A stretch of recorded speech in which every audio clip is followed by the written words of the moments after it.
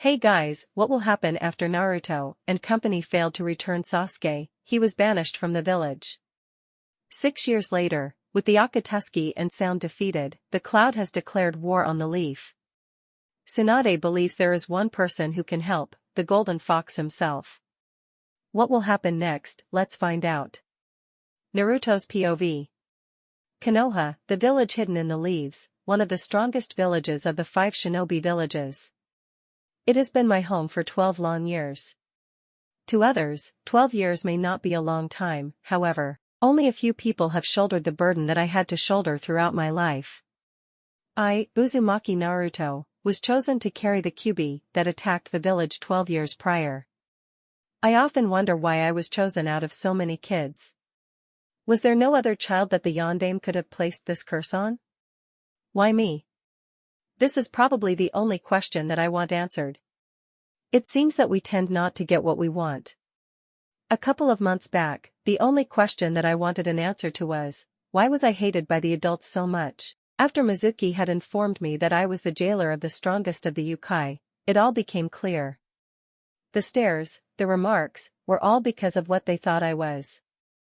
It seems that the kids in my age group followed their parents' lead by treating me like I was nothing. The pranks, the loud and brash attitude that I displayed was a cry for attention. All I ever wanted was for people to acknowledge my existence. I think that's why old man Sandaime never punished me for my many transgressions. He was the only one who knew why I committed those pranks. Being alone is hell, a hell that I do not wish upon anyone. I used to sit on the swing and watch the other kids with their parents, and it would pain me. I wish that I could experience what they had at least once in my life. Well, I guess you could say that Iruka-sensei is like the father I never had. He gives advice, and he treats me like I'm somebody. He was even willing to sacrifice his life to save mine. That's the sort of thing a loving father would do. The closest thing that I had to a mother is a 50-year-old who doesn't look a day over 30. Tsunade Obachan cares for me deeply. When we first met, I wanted to punch her lights out for disrespecting the old man's sacrifice by saying the position of Hokage was shit. We fought, but she was clearly my better. She seemed as though she could care less about what happened to anyone. However, Jiraiya told me when we got to the village how she had protected me from Orochimaru. He told me that she had taken a sword to the heart. He also informed me that she told Orochimaru that I was going to be Hokage someday. She believed in me enough to protect me from harm. That is something that a mother would do. I'm glad that there are at least 2 people that care for me. I thought that Team 7 would become the family that always I wanted. That, however, was not meant to be. Kakashi-sensei, who wasn't really a sensei, well not to me at least, never showed any interest in me. When I won against Kiba in the tournament, he didn't even congratulate me on my victory. I guess that was reserved for his favorite student. I asked him to train me, but he made up an excuse about how bad my chakra control was. That was the whole reason I asked him to help me, but whatever. I guess training Sasuke was a higher priority. Sakura is no different. It is always Sasuke this and Sasuke that. Even when I saved her from Gaara, she had assumed it was Sasuke. He told her that it was me, but did I get a thank you? Nope, I got nothing. The event that showed that I would never have her was when I dragged Tsunade to heal Sasuke. I saw her at his bedside. To me, it looked like she hadn't left since he was placed there. When Obachan healed him and he woke up, she hugged him as if he was the most precious thing ever. It pained me to see that Sasuke had beat me again. This time he did it without even trying. I never understood Sasuke. Here is a guy who is loved by all throughout the village, yet he chooses to be lonely. He was born with the most feared bloodline limit, he is extremely gifted, and has every girl in the village after him. He also had Kakashi train him personally. He had everything, and he threw it all away for vengeance. He even shoved a Chidori into my chest. I always saw him as a friend, a rival, a brother. Now all I see is a guy who took the easy way out to obtain power. I promised Sakura that I would bring him back, but I failed to do so. I really did try for her sake. During those 4 days that I spent recovering in the hospital, I had expected Sakura to visit, but she never did. I will never forget the day that I was released. I would be forever changed by it. Flashback. The villagers' stares were even colder than before. I even heard some comments that suggested that I was responsible for Sasuke's betrayal of the Konoha. I ignored it and continued home. I was glad to see Sakura about a block ahead of me. She was with that crazy blonde girl Ino. I ran up to them to greet them. As I called out her name, she didn't even acknowledge me. When I stopped her, she had a look in her eyes that indicated that she was mad at me. I just smiled. "Hey, Sakura-chan." She responded, "What do you want, Naruto?" I looked down because of the guilt of not fulfilling my promise. "Sakura-chan, I'm sorry that I couldn't bring Sasuke back." Her response was something that I had not expected. "Sorry? Sorry that you couldn't keep your promise?" "No, Naruto, I'm sorry for believing that a deadlast like you would bring back Sasuke-kun." "Sakura-chan, I really tried but—" "Tried? Yeah, right, you didn't try. Why would you try to save Sasuke? You knew I liked him, and I bet you thought that if he was out of the picture, then I would say yes to a date." "Sakura-chan, that's not true. I really tried to bring him back." "Enough, Naruto. Get this through your head, I have never liked you, and never will." Ino spoke in a defending tone. "Sakura, I understand that you have feelings for Sasuke, but that's going too far. Not even Naruto deserves that." Sakura glared at Ino. "Ino, this has nothing to do with you, so mind your own business." Ino glared at the pink-haired kunoichi. Naruto spoke once more. "Sakura-chan, no matter what I did or said, Sasuke didn't want to come back. But don't worry, I will bring him back for you. Save your promises for someone else. The only thing that I want you to do for me is to never speak to me again. I wish that it was you who left and not Sasuke." Sakura ran off. Naruto stood there feeling as though someone had told him his dog died. He felt pain in his heart.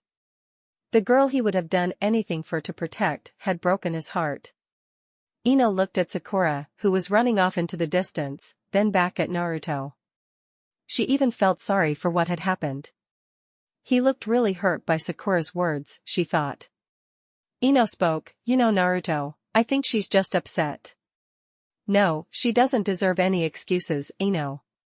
I thought she was my friend, I guess I was wrong. I have to go home.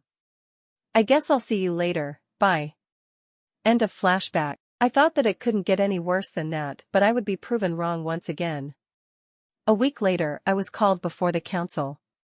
The council had declared that it was my fault for the injuries that my comrades had sustained. I was also blamed for not returning Sasuke back to the village. I tried to plead my case, but it fell on deaf ears. The worst I thought was going to happen was a 6-month suspension of my ninja license, but they did something that I'd never expect.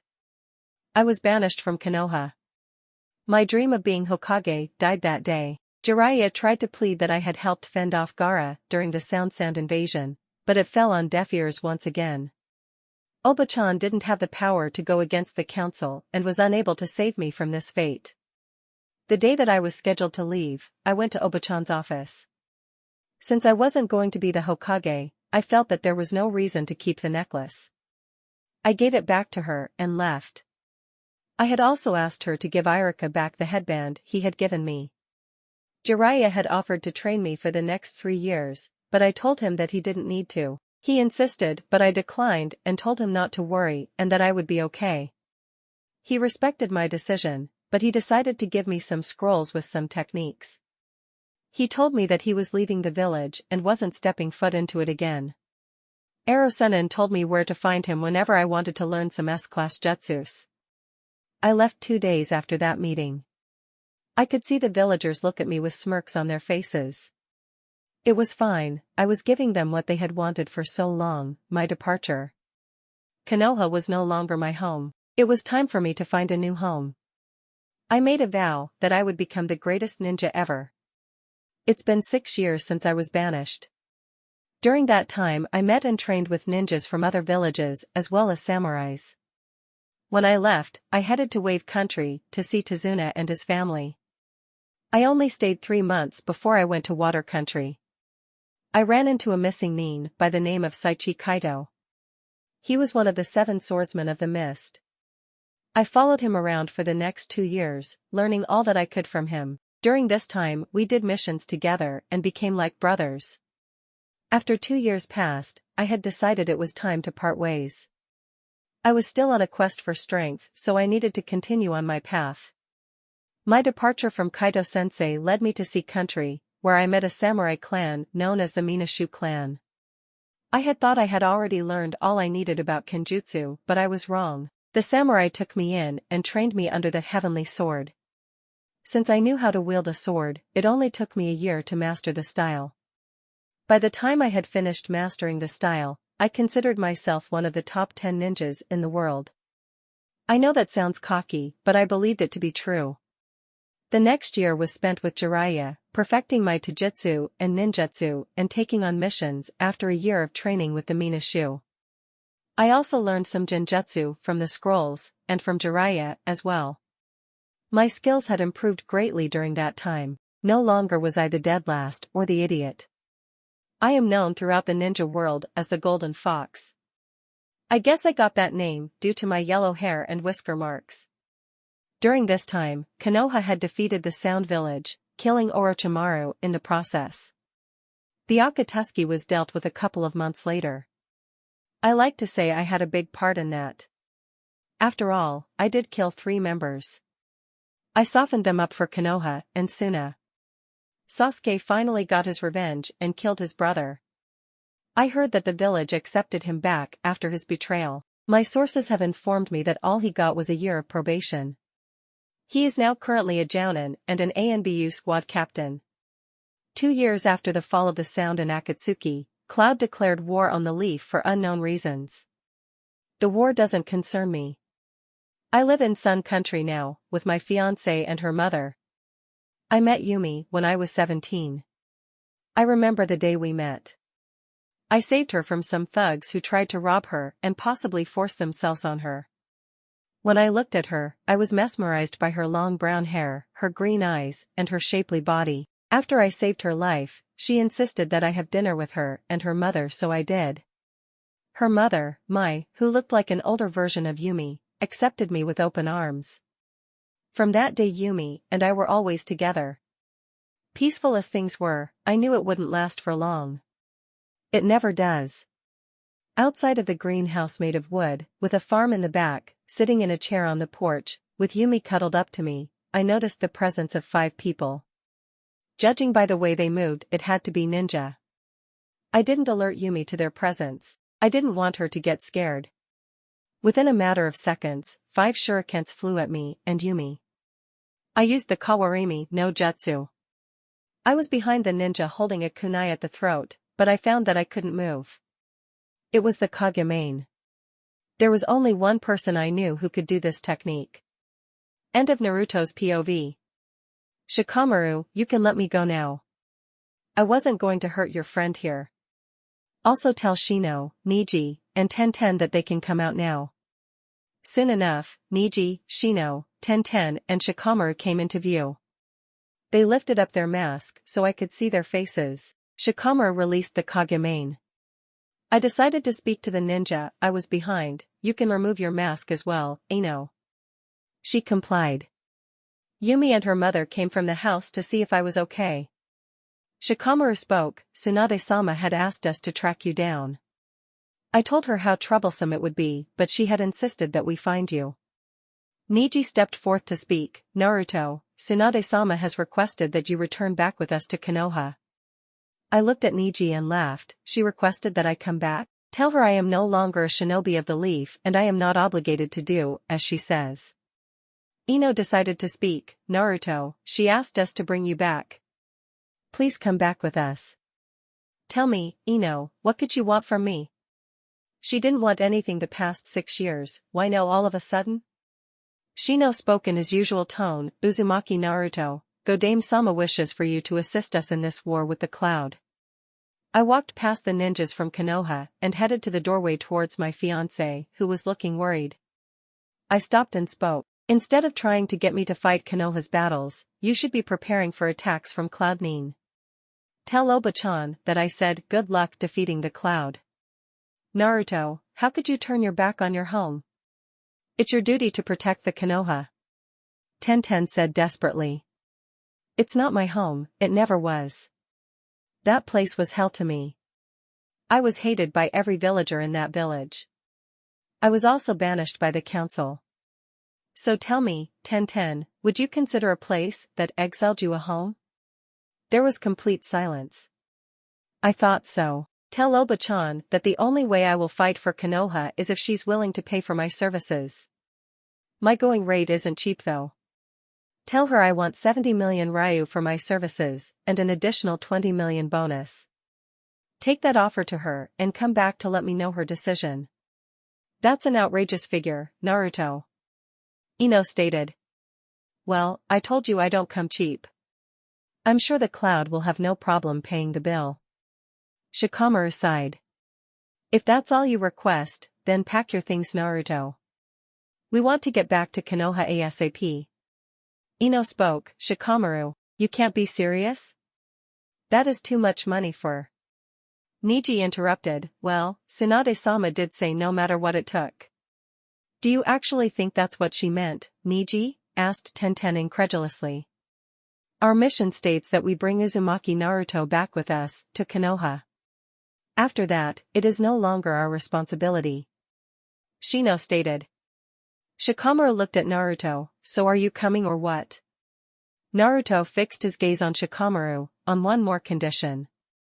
What is it now that you demand? Ino spat out.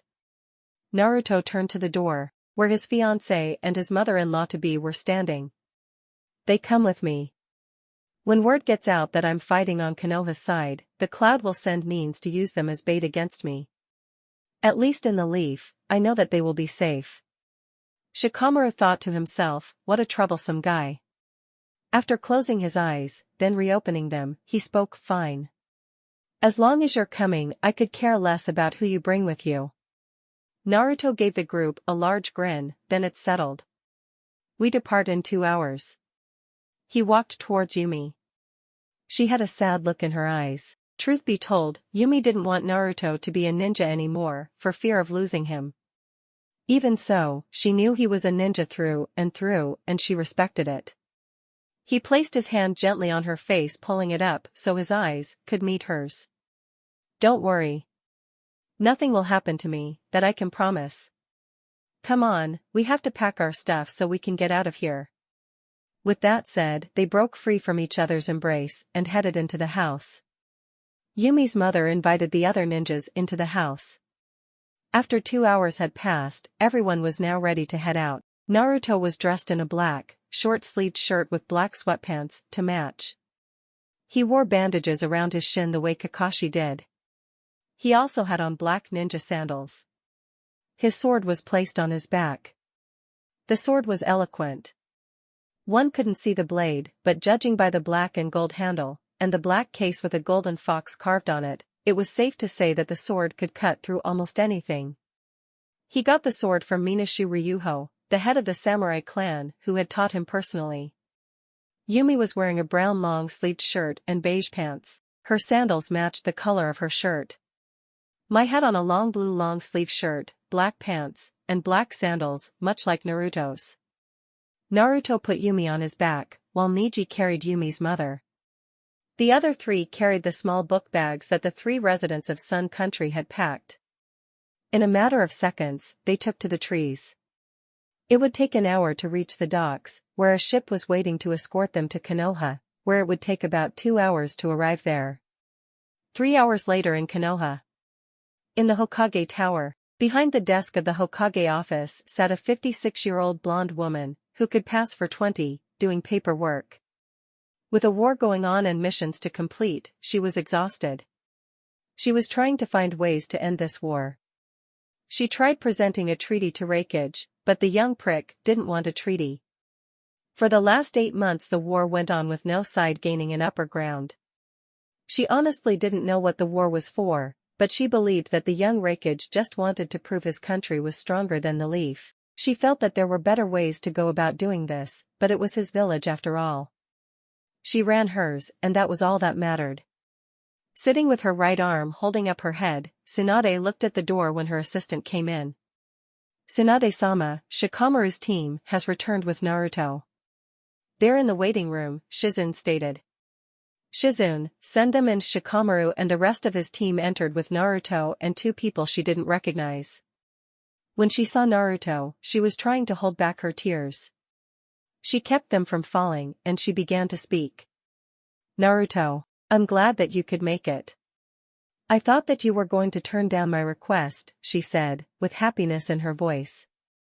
"I did turn down your request. The only reason I'm here is because you're paying for my services," he responded. One of her eyebrows slightly elevated. "Paying for your services? So you're not doing this to help the Leaf?" she questioned. Naruto gave her a smirk. "Tsunade, do you really think that I would fight for this village after what they did to me? No, I'm not here to protect your village. I'm here because of the 90 million ryu I'm being paid for my services." She felt a pain in her heart when he said her name instead of Oba-chan. She knew then that their relationship had changed. She blamed herself for that. She got mad at the fact that he was fighting only for money. She responded in angry tone, "So, you only fight for money now? Whatever happened to the kid that fought to protect his precious people? Did you forget about that or what?" He smiled at her, then placed his arms around Yumi. "I do fight for my precious people. That never has and never will change. However, there is no one here in Konoha that is precious to me, so there is no reason whatsoever to fight for anyone here. If you're not willing to pay for my services, then I will leave and return to my life." "So what's it going to be?" Tsunade sighed. "Very well then, before we can pay for your services, you must be brought before the council so they can approve of it. Niji, would you escort Naruto's guest to the hotel?" "Naruto, follow me." Naruto kissed his girl. "I'll see you as soon as I'm done, okay?" Yumi nodded her head in agreement. Exiting the office, Mai and Yumi followed behind Niji while Naruto and Tsunade headed to the council room. Tsunade started a conversation with the man who was an inch or two shorter than Jiraiya. "So, tell me Naruto, who were those two back there?" "My fiancé and her mother." Judging by the tone in his voice, she could clearly see that he didn't really want to talk. She still decided to get some answers about the girl and what he did during the last 6 years. She knew he was strong. Just mentioning his name in the rock, rain, mist, and grass caused panic. The man who stood walking next to her was arguably the most feared ninja in the world. She spoke once more. Naruto, how did you guys meet?" Naruto, who never even looked at her. "I'm touched that you want to know about my life, but I really don't feel the need to tell you." She hadn't expected Naruto to be this cold. She knew that there was a chance that he would despise her and this village for what transpired 6 years ago, but she was hoping he didn't. Deep inside, she was hoping that he would be happy to return, but she knew that it would only be in her fantasy. After a minute of walking, they finally reached the council room in the Hokage Tower. Inside the big room was a long square table that sat 14. The room was like a cave in the sense that the light only illuminated it enough for one to see everything in their surroundings. On the walls were pictures. Naruto recognized that some were the Hokages of the past. Tsunade motioned for him to sit. She walked to the other end of the room and took her seat, which faced Naruto's. There were 12 other members seated. The order was as followed. On Naruto's left, Yamanaka Inochi was seated at the first seat, Nara Shikaku was seated at the second seat, Akimichi Chizuo the third seat, Aburame Shibi was seated in the fourth seat, and Jinwei was seated in the fifth seat. On Naruto's right, Inazukatsume was seated in the first seat, Hyuga Hayashi was seated in the second seat, Hawedo Suki was seated in the third seat, Karai Koi was seated in the fourth seat, and Kataki Waga was seated in the fifth seat. At the head of the council table, Mito Kato Hamura sat on Tsunade's right while Udatane Koharu sat on her left. Tsunade was the first to speak. "Naruto, do you know why we had asked you to return to Konoha?" Naruto folded his arms and looked away. "I'm here because the shinobi of the Leaf are weak and you need me to save their asses." Everyone in the room, with the exception of Tsunade, narrowed their eyes at Naruto. She just let out a sigh at his comment. Koharu spoke next. Uzumaki Naruto. You will show respect while you are in the presence of the council. It's true that your assistance is needed, but you will show some respect.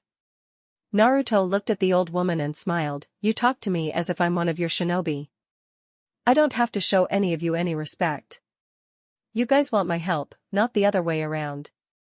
And besides, respect is earned, not given away so freely. Koharu was angry. She was about to say something when Hayashi decided to make comment. We have very competent ninjas. We thought that you would love the opportunity that we had decided to present to you. Naruto looked at Hayashi curiously. Oh? What opportunity are you talking about? To become a shinobi of the leaf again. Tsunade said proudly. Naruto looked at Tsunade. So that's the opportunity that Hyuga was talking about. Wow. I really don't know what to say, Naruto replied with a hint of sarcasm. The council members did not catch it. Suki, a middle-aged woman with white-green hair and brown eyes, looked at the cubic container with a smile. You don't have to say anything. We will reinstate you as a leaf shinobi and promote you to jounin. Seeing as you're ranked as an S-class nin in the bingo book, it wouldn't be a problem to do so. You get to enjoy life in Konoha like you did before you left. Naruto looked at Suki like he was about to cry with joy. I just want to say. Everyone in the council was smiling. They knew the boy would fight for them as long as they offered him the chance to return home. There was no way he was going to turn down this offer. On the other hand, Tsunade wasn't fooled by Naruto's act for a minute. She looked at Naruto and knew what was coming. When hell freezes over. The council gasped in shock. They soon narrowed their eyes at the blonde. You kicked me out because you said I was the reason why everyone got injured in the mission to rescue Sasuke, and it was also my fault for his defection. I'm sure we all know why you really banished me. But, I'm not going to get into that. As for being a shinobi of Konoha, thanks but no thanks. Inoshi spoke. Naruto, be reasonable. What about your dream? Being a Konoha ninja, you would once again have the chance to become Hokage. That dream died the day I was left to rot by this village. That day was also the birth of a new dream. And what was that dream? Tsunade questioned. To become the strongest ninja in the world. Since that is no longer a dream and is now a reality, I really have no more dreams to pursue. There was laughter around the table from council members.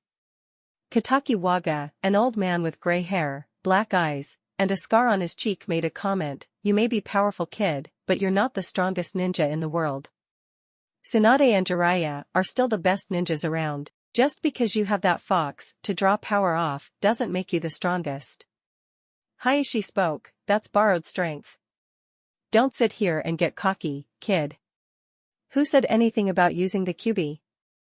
Yes, it's true that I can draw his power. But I haven't drawn his power ever since I was 12. I say I'm the strongest, because I know what I'm capable of even without the fox's power. All of you, on the other hand, have no idea. Tsunade ended their squabble. Naruto doesn't really want to become a ninja of Konoha. Although it saddens me, I respect his wishes. For his services, he has asked for a fee of 90 million ryu. Mitokado Hamura was outraged. We will not be bullied by some brat. This is an outrageous demand, Tsunade. The vein on Tsunade's head started to bulge. Not another word, Hamura. Although this is an outrageous demand, we did ask him for his help. Besides, Naruto's allegiance to Konoha and his reputation might get the Rain to force Cloud to sign a treaty of neutrality. The council knew she was right. It was no doubt that Naruto was feared throughout Rain, who was allied with the Cloud in this war. They knew this was the reason Tsunade suggested that they offer Naruto to become a shinobi again. She also had feelings for the boy as well. Tsunade spoke once more. All in favor for paying for the services of Uzumaki Naruto. Everyone raised their hand. Tsunade smiled. Well, Naruto, we held up our end, so it's time you hold up yours. We will discuss the payment plan at a later date. You are to report to my office at 9 a.m. tomorrow morning, where you will be placed on a team with Chunins and Jounins. Tell me who I'm working with, and what the mission is. I'd rather know now. Well, you're teaming up with 4 Chinins and 2 Jounins for this mission. Tsunade replied. I asked who they were, not their ranks. For the sake of the mission, I need to know who they are and their capabilities. Tsunade leaned back in her chair then spoke, very well. The members of your team will be, Sarutobi Konohamaru, Udon, Hyuga Hanabi, Hyuga Hinata, Haruno Sakura, and Uchiha Sasuke, acting as squad leader. Naruto stroked his chin. Why are there 2 Hyugas? Honestly, I think 1 Hyuga is enough. Hinata, in my opinion, should be adequate for this mission, the other Hyuga isn't really needed. Hayashi's anger was visible to everyone in the council. They all knew how highly he thought of Hanabi, and for Naruto to say that he preferred Hinata over Hanabi was crazy. Hayashi spoke, Hanabi is the best the Hyuga has to offer. If anything, Hinata is the one not needed on this mission. She is weak. If you're going to suggest a Hyuga, never suggest the weakest of them all. Naruto shook his head in agreement, you're right. Hayashi smiled at the boy. Naruto returned the smile, then spoke again. Since Neji is clearly the strongest Hyuga, why not have him replace them both? Shikaku actually smiled at Naruto's comment. He knew Naruto was getting under the skin of Hayashi. He also was glad that he had knocked him down a peg by stating that Neji, a member of the branch house, was stronger than the heir of the main house. Tsunade wanted to laugh, but decided to continue, Naruto, both Hyugas are capable. Neji isn't on this team because I need his presence elsewhere. This team I've selected is perfect for the mission at hand. Okay, please inform me of their skills, Naruto replied. Konohamaru's taijutsu is superb. His ninjutsu is a little above average and his genjutsu is mediocre. Udon is the strategist of this team. You have worked with Shikamaru, Udon is the next best thing. All of his other skills are mediocre. Udon may be good, but I would trust a plan developed by Shikamaru with my life. Anyway, please continue. Right. Hanabi is arguably the best Chunin in the village. Her taijutsu skills are superb, and her ability to see through genjutsu as well. Hinata is basically the same as Hanabi, but Hanabi's taijutsu is slightly better. Sakura is the medic of the team. She will try not to fight but don't worry about protecting her. I've trained her so she is more than capable of handling herself. Sasuke is probably the best ninja in the village. Sasuke isn't really lacking in any skills. Okay. I think that's good enough. Chisa finally decided to speak. You know all of their skills, but nobody really knows yours. Tsunade looked at the big-boned man, then back to Naruto. So, Naruto, what are your skills? Naruto stroked his chin again. Well, my taijutsu, in my opinion, is second to none. My ninjutsu is excellent, and although I'm not a master at genjutsu, I am exceptional in it, and my kenjutsu is only second to one. Tsunade looked at Naruto. She wanted to question him more, but knew she wouldn't get the answers she wanted, so she decided to end the meeting. This meeting is over. Naruto, report to my office at 9 a.m. I will tell you the mission overview then. Naruto got up and left the council room. Naruto exited the building and decided to head over to the hotel where his fiancée and her mother were. However, he smelt something that he hadn't smelt or eaten in a long time. Ichiraka ramen. Naruto walked in and took a seat. The old man who ran the shop was behind the counter cooking.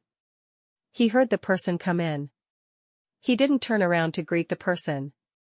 Welcome to Ichiraku, how may I help you? Naruto spoke, old man, you can start by getting your number 1 customer a big bowl of miso ramen. The old man turned around once he heard the guy say he was his number 1 customer. When he saw the blonde sitting there, he was excited with joy. Naruto. It's good to see you, this place wasn't the same without you. Well, I had no control over that. But I'm here now, and I haven't had a good bowl of ramen in 6 years. Well, don't worry, this one is on the house. I'm just glad you're back. The old man said. Naruto just smiled at the old man. He was happy to be back at the stand. This place was his safe haven while living in this village. Naruto looked all over the shop but couldn't find what he was looking for. Hey, where is Ayame-chan? Looking for me? Naruto turned to where he heard the voice. He saw Ayame standing by the door, which led to the storage at the back of the shop, in her apron. She really didn't change all that much in his opinion. If anything, she looked better than what he remembered. Ayame-chan, it's so glad to see you. I've really missed you and the old man. Ayame smiled. I missed you too, Naruto-kun. Anyway, what brings you back into town? Naruto's face became serious. Just business. I don't know how long I will be here, but I'm leaving when my job is complete. That's too bad. Father, and I really missed you. Well, Naruto, I have a lot of work to do, but please come by the shop again so we can catch up, okay? Naruto smiled at the girl. Will do. See you later, Naruto-kun. She waved and headed back to the storage area at the back of the shop.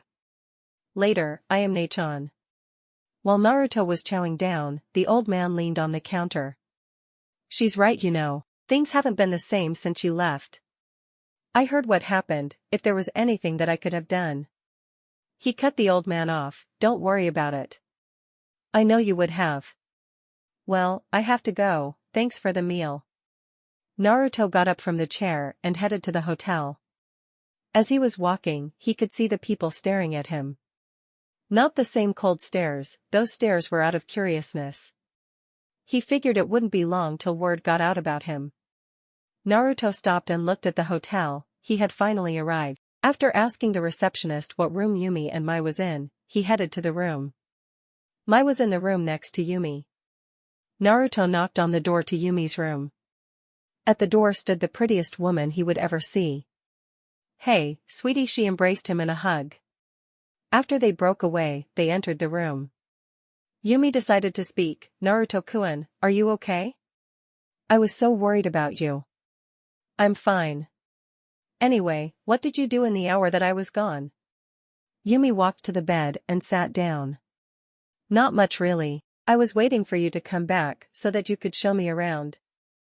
I mean, if that's okay with you. She knew Naruto's history, so she didn't want to force him into showing her around. Naruto, who was leaning against the wall, walked up and sat next to Yumi. Okay. I'll show you around if that's what you want. Besides, there's one person I want you to meet. She looked at him with a questionable look. Who might this person be? Iruka-sensei. I haven't seen him in a while, and I want you to meet him. She smiled. Sure. But can we go before it gets dark? What about your mother? Maybe she wants to come with us? Naruto said. She asked that guy with the white eyes to show her to the bathhouse. But the girl with the blonde hair volunteered. Naruto knew that she was talking about Ino. He knew Ino wouldn't pass up on this opportunity to try and get Mai to tell her about himself. Naruto didn't worry about it. Mai didn't know what he did prior to meeting her and Yumi. Ino was fishing in a pond with no fish. He laughed in his head knowing that the girl would be mad when she didn't get the information she wanted. The couple exited the hotel and was walking through the busy village. Naruto grabbed Yumi's hand while they walked down the street. Naruto felt he was being watched. Judging by the stealth of the person, he knew that it was his old jounin instructor. He stopped. Yumi got curious, then looked at Naruto. Naruto-kun, why did we stop? Is something wrong? Naruto looked down at the woman who was a head shorter than him. No, nothing's wrong. We're just being followed. But don't worry, we're not in any danger. With that said, Naruto turned to face straight ahead. Kakashi, Asuma, Kurenai, and Guy, you can all come out now. Asuma appeared directly in front of Naruto, Guy appeared on Yumi's left, Kurenai on Naruto's right, and Kakashi was lying in the tree pretending to read his book. Yo, Naruto. Kakashi folded his book and appeared next Asuma. What do you want, Hatake? Kakashi had expected that from Naruto. Kurenai was looking in awe at how much Naruto had grown. She thought that if he was a couple of years older and she wasn't seeing Asuma, she would consider dating him. Guy spoke in his usual manner. Naruto, it's so good to see you again. Are you enjoying your spring of youth? It's good to have you as a leaf ninja again. Naruto looked at Guy with a serious look. I'm not a leaf shinobi. Asuma responded in shock. What? I thought that they reinstated you. Naruto turned to Asuma. They wanted to reinstate me, but I declined. Why would you do that, Naruto? Kurenai asked. Do you actually think that I would want to be a shinobi of this village after what had happened 6 years ago? I'm not fighting for this village out of love or loyalty. I'm only here to fulfill my end of a deal. Kakashi spoke. So, what is the deal that has brought you back here? I'm being paid 90 million ryu for my services. After the job is done, I'm leaving this place, he said in disgust. Kurenai was shocked that he was being paid that much, but more shocked that the council had approved. Naruto was getting annoyed, to say the very least. Kakashi, if you don't want anything, please leave me alone. Kakashi looked at Naruto. Then he looked at the girl who was holding on to his left arm. Naruto, who's your friend? This is Yumi, my fiancé. Kurenai looked at the girl. She knew her former student was going to be crushed when she found out that Naruto was engaged. She knew how much the girl cared for Naruto, and how hurt and depressed she was when he left. Kurenai remembered it had taken the girl almost a year to get out of her depression. Guy gave Naruto the nice guy pose. Naruto, you had chosen a beautiful flower to share the springtime of youth with. Thanks Guy, Naruto replied with a clueless expression. Asuma spoke. Naruto, you've made quite a name for yourself. You asked Kakashi what we wanted. Well, the reason we're here is. Naruto interjected, you're here to measure my skills. I knew that Tsunade would send somebody to test my skills. No matter, you guys won't see much. I don't intend to break a sweat. Kakashi looked at Naruto with wonder. He wondered if Naruto really came so far that he could dispatch 4 of Konoha's elites. Asuma broke his concentration. I don't think we will be that easy to beat. Naruto replied, let's get this over with, okay? I promised Yumi that I would show her around. Kakashi decided to speak, meet us at Team 7's former training ground. With that, all 4 jounin vanished. Naruto looked at Yumi. Walk around and have fun. I'll find you when I'm done. How long do you think you're going to be? 5-10 minutes, tops. Naruto replied. Okay, but you better be back by that time. You know how I hate it when you're late, right? Yumi glared dangerously at Naruto. The blonde warrior gulped. He would rather face an army of Hokages than face an upset Yumi. Don't worry, I'll be back within that time, I promise. He kissed her cheek and was off. She looked at the town to see so many shops. She decided to walk until she saw a clothes shop. Team 7, training ground. Naruto appeared a minute after Kakashi, Kurenai, Asuma, and Guy did. Naruto was standing in the middle while being surrounded by the 4 jounins. Kakashi lifted up his Hitayat to reveal his Sharingan. Guy took a fighting stance, Kurenai did the same. Asuma pulled out his knuckle knives. Naruto got up from the chair and headed to the hotel. As he was walking, he could see the people staring at him. Not the same cold stares, those stares were out of curiousness. He figured it wouldn't be long till word got out about him. Naruto stopped and looked at the hotel. He had finally arrived. After asking the receptionist what room Yumi and Mai was in, he headed to the room. Mai was in the room next to Yumi. Naruto knocked on the door to Yumi's room. At the door stood the prettiest woman he would ever see. Hey, sweetie, she embraced him in a hug. After they broke away, they entered the room. Yumi decided to speak. Naruto-kun, are you okay? I was so worried about you. I'm fine. Anyway, what did you do in the hour that I was gone? Yumi walked to the bed and sat down. Not much really. I was waiting for you to come back so that you could show me around. I mean, if that's okay with you. She knew Naruto's history, so she didn't want to force him into showing her around. Naruto, who was leaning against the wall, walked up and sat next to Yumi. Okay. I'll show you around if that's what you want. Besides, there's one person I want you to meet. She looked at him with a questionable look. who might this person be? Iruka-sensei. I haven't seen him in a while and I want you to meet him.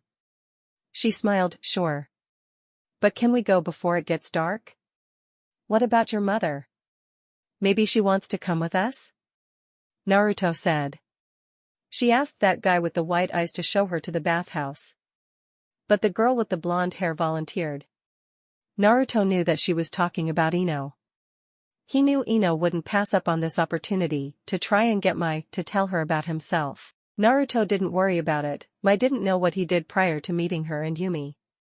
Ino was fishing in a pond with no fish. He laughed in his head knowing that the girl would be mad when she didn't get the information she wanted.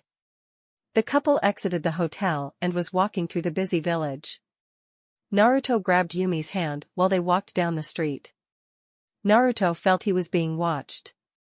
Judging by the stealth of the person, he knew that it was his old jounin instructor. He stopped. Yumi got curious, then looked at Naruto. Naruto-kun, why did we stop? Is something wrong? Naruto looked down at the woman who was a head shorter than him. No, nothing's wrong. We're just being followed. But don't worry, we're not in any danger. With that said, Naruto turned to face straight ahead. Kakashi, Asuma, Kurenai, and Guy, you can all come out now. Asuma appeared directly in front of Naruto, Guy appeared on Yumi's left, Kurenai on Naruto's right, and Kakashi was lying in the tree pretending to read his book. Yo, Naruto. Kakashi folded his book and appeared next. Asuma, what do you want, Hatake? Kakashi had expected that from Naruto. Kurenai was looking in awe at how much Naruto had grown. She thought that if he was a couple of years older and she wasn't seeing Asuma, she would consider dating him. Guy spoke in his usual manner, Naruto, it's so good to see you again. Are you enjoying your spring of youth? It's good to have you as a leaf ninja again. Naruto looked at Guy with a serious look, I'm not a leaf shinobi. Asuma responded in shock, what? I thought that they reinstated you. Naruto turned to Asuma, they wanted to reinstate me, but I declined. Why would you do that, Naruto? Kurenai asked. Do you actually think that I would want to be a shinobi of this village after what had happened 6 years ago? I'm not fighting for this village out of love or loyalty. I'm only here to fulfill my end of a deal. Kakashi spoke, so, what is the deal that has brought you back here? I'm being paid 90 million ryu for my services. After the job is done, I'm leaving this place, he said in disgust. Kurenai was shocked that he was being paid that much, but more shocked that the council had approved. Naruto was getting annoyed, to say the very least. Kakashi, if you don't want anything, please leave me alone. Kakashi looked at Naruto. Then he looked at the girl who was holding on to his left arm. Naruto, who's your friend? This is Yumi, my fiancé. Kurenai looked at the girl. She knew her former student was going to be crushed when she found out that Naruto was engaged. She knew how much the girl cared for Naruto and how hurt and depressed she was when he left. Kurenai remembered it had taken the girl almost a year to get out of her depression. Guy gave Naruto the nice guy pose. Naruto, you had chosen a beautiful flower to share the springtime of youth with. Thanks Guy, Naruto replied with a clueless expression. Asuma spoke, Naruto, you've made quite a name for yourself. You asked Kakashi what we wanted, well the reason we're here is. Naruto interjected, you're here to measure my skills. I knew that Tsunade would send somebody to test my skills. No matter, you guys won't see much. I don't intend to break a sweat. Kakashi looked at Naruto with wonder. He wondered if Naruto really came so far that he could dispatch 4 of Konoha's elites. Asuma broke his concentration. I don't think we will be that easy to beat. Naruto replied, let's get this over with, okay? I promised Yumi that I would show her around. Kakashi decided to speak, meet us at Team 7's former training ground. With that, all 4 jounin vanished. Naruto looked at Yumi, walk around and have fun. I'll find you when I'm done. How long do you think you're going to be? 5-10 minutes, tops. Naruto replied, okay, but you better be back by that time. You know how I hate it when you're late, right? Yumi glared dangerously at Naruto. The blonde warrior gulped. He would rather face an army of Hokages than face an upset Yumi. Don't worry, I'll be back within that time. I promise. He kissed her cheek and was off. She looked at the town to see so many shops. She decided to walk until she saw a clothes shop. Team 7, Training Ground. Naruto appeared a minute after Kakashi, Kurenai, Asuma, and Guy did. Naruto was standing in the middle while being surrounded by the 4 Jounins. Kakashi lifted up his Hitayat to reveal his Sharingan. Guy took a fighting stance, Kurenai did the same. Asuma pulled out his knuckle knives. Kakashi and Guy were standing in front him, while Kurenai and Asuma stood behind him. Kurenai started it off by creating an illusion. Naruto was impressed, to say the least. Everyone disappeared from view. All he saw was a barren wasteland devoid of everything. He knew his eyes were deceiving him, so he pulled a black cloth out of his pocket and covered his eyes. Kurenai took to the trees after her jutsu took effect. She was watching and wondering why he did that. She then realized he was blocking his vision. She didn't believe he could beat the illusion by doing this. She knew better than anyone that the illusion also messes with your hearing and sense of smell as well. The only people that could defeat this Jinjutsu were Uchihas, Hyugas, and people who were masters of Jinjutsus.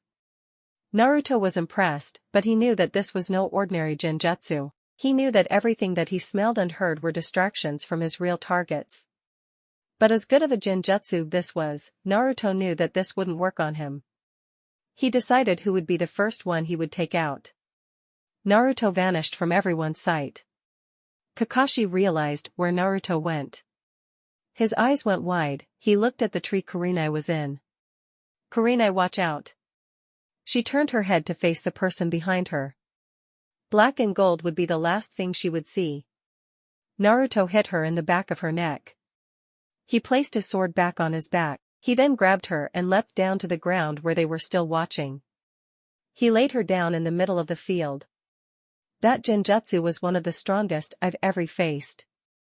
But no Jinjutsu will be effective against me. I may not be that good at performing them, but I mastered a way to counter all of them. Since the nuisance is out of the way, let us continue. Naruto took off the blindfold. Asuma was shocked that Naruto had broken Kurenai's strongest Jinjutsu.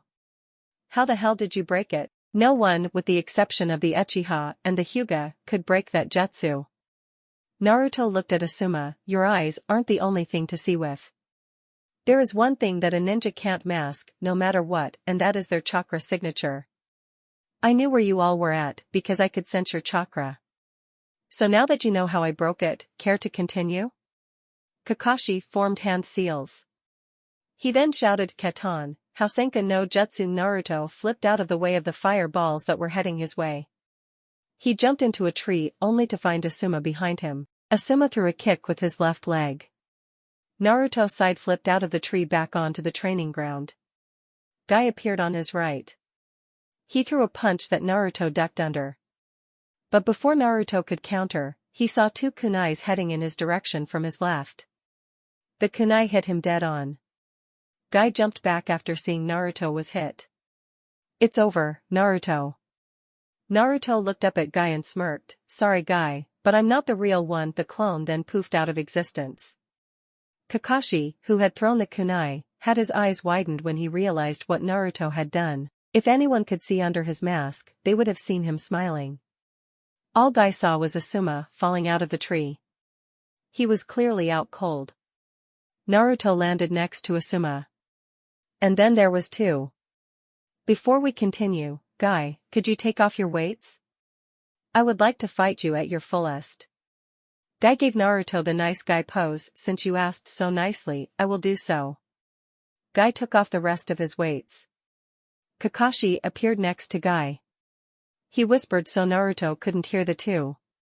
Listen Guy, he's better than I expected him to be. Keep your guard up. Guy shook his head. He dashed off to face Naruto. Guy threw a kick with his right foot. Naruto blocked. Guy was moving so fast that Naruto found himself on the defensive. He knew Guy was fast, but this was incredible. Naruto blocked a punch, but he wasn't so lucky with the next punch. Naruto, my taijutsu is superior to yours. But, I will say that you are extremely talented, however you lack the speed. Naruto smirked, then let's say I get rid of my ankle weights. I would get rid of the rest, but judging by your speed without your weights, that won't be necessary. Naruto took of the sticker scrolls that were taped on the inside of his sandals. He looked at Guy, before blurring out of sight. He appeared in front of Guy, with his hand planted in the man's stomach. Guy looked in shock before he fell over, clutching his stomach. Naruto then turned his attention to Kakashi.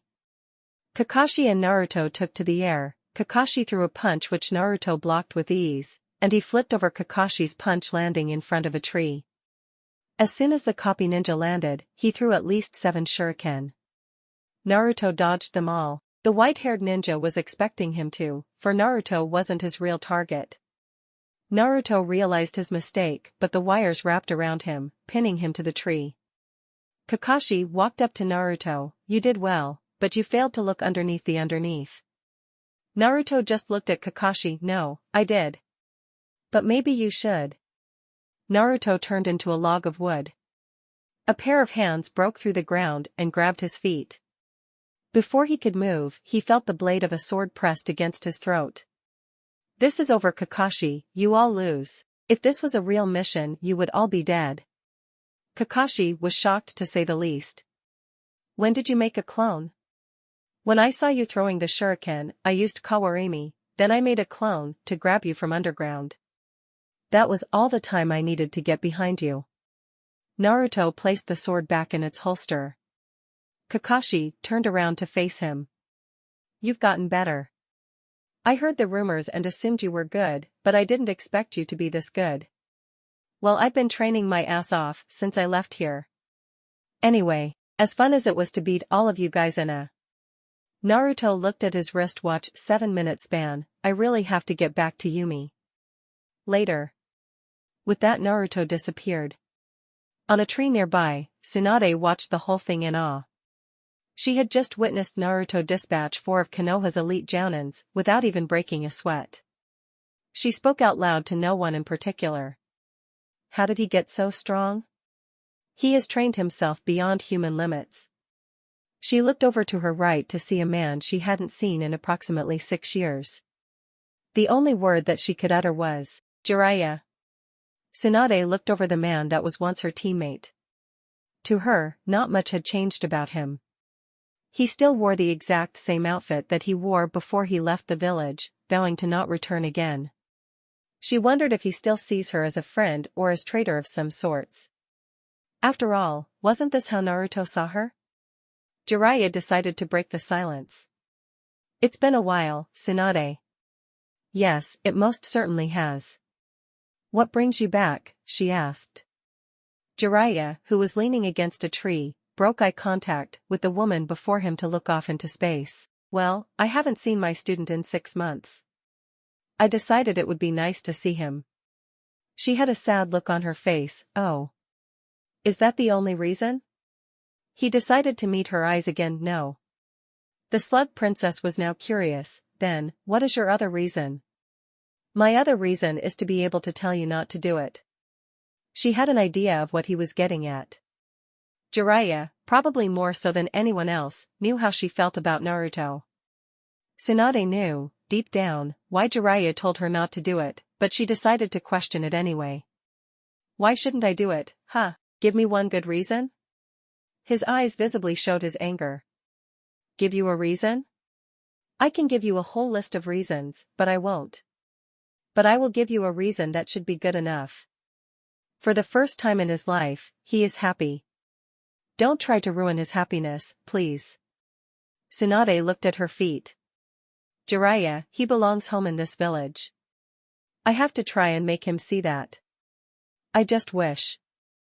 The toad hermit stopped her before she could finish. You just wish that you can correct your mistake. Unlike Dan and Nawaki, where you didn't have control over the situations, Tsunade tensed up the mention of her lover and brother, you had full control over the situation with Naruto. Tsunade knew everything Jiraiya had said was right. She could have forced the council to give in, but instead, she had agreed to banish Naruto. She never had any intention on making his banishment permanent. She was going to have him return in a couple of years and tell everyone of his heritage. She believed that this would make people accept him more. A tear fell down her cheek. I did what I felt was best for Naruto and the village at the time. Naruto needed to get away, and I believe that in time the villagers would get over what they believed Naruto to be. I sent some of his friends to search for him after 3 years had passed. They never were able to find him because he covered up his tracks so well. I planned on telling the village of his heritage when he returned. She turned to Jiraiya with tears falling down her face freely. Jiraiya, please understand that I never wanted to hurt him. I love him as if he was my own son. He is the only reason why I have remained Hokage. My goal is to free this village of its hate. Jiraiya, I fear that I have lost the chance to make amends. It hurts, because I'm the one who has caused him more pain.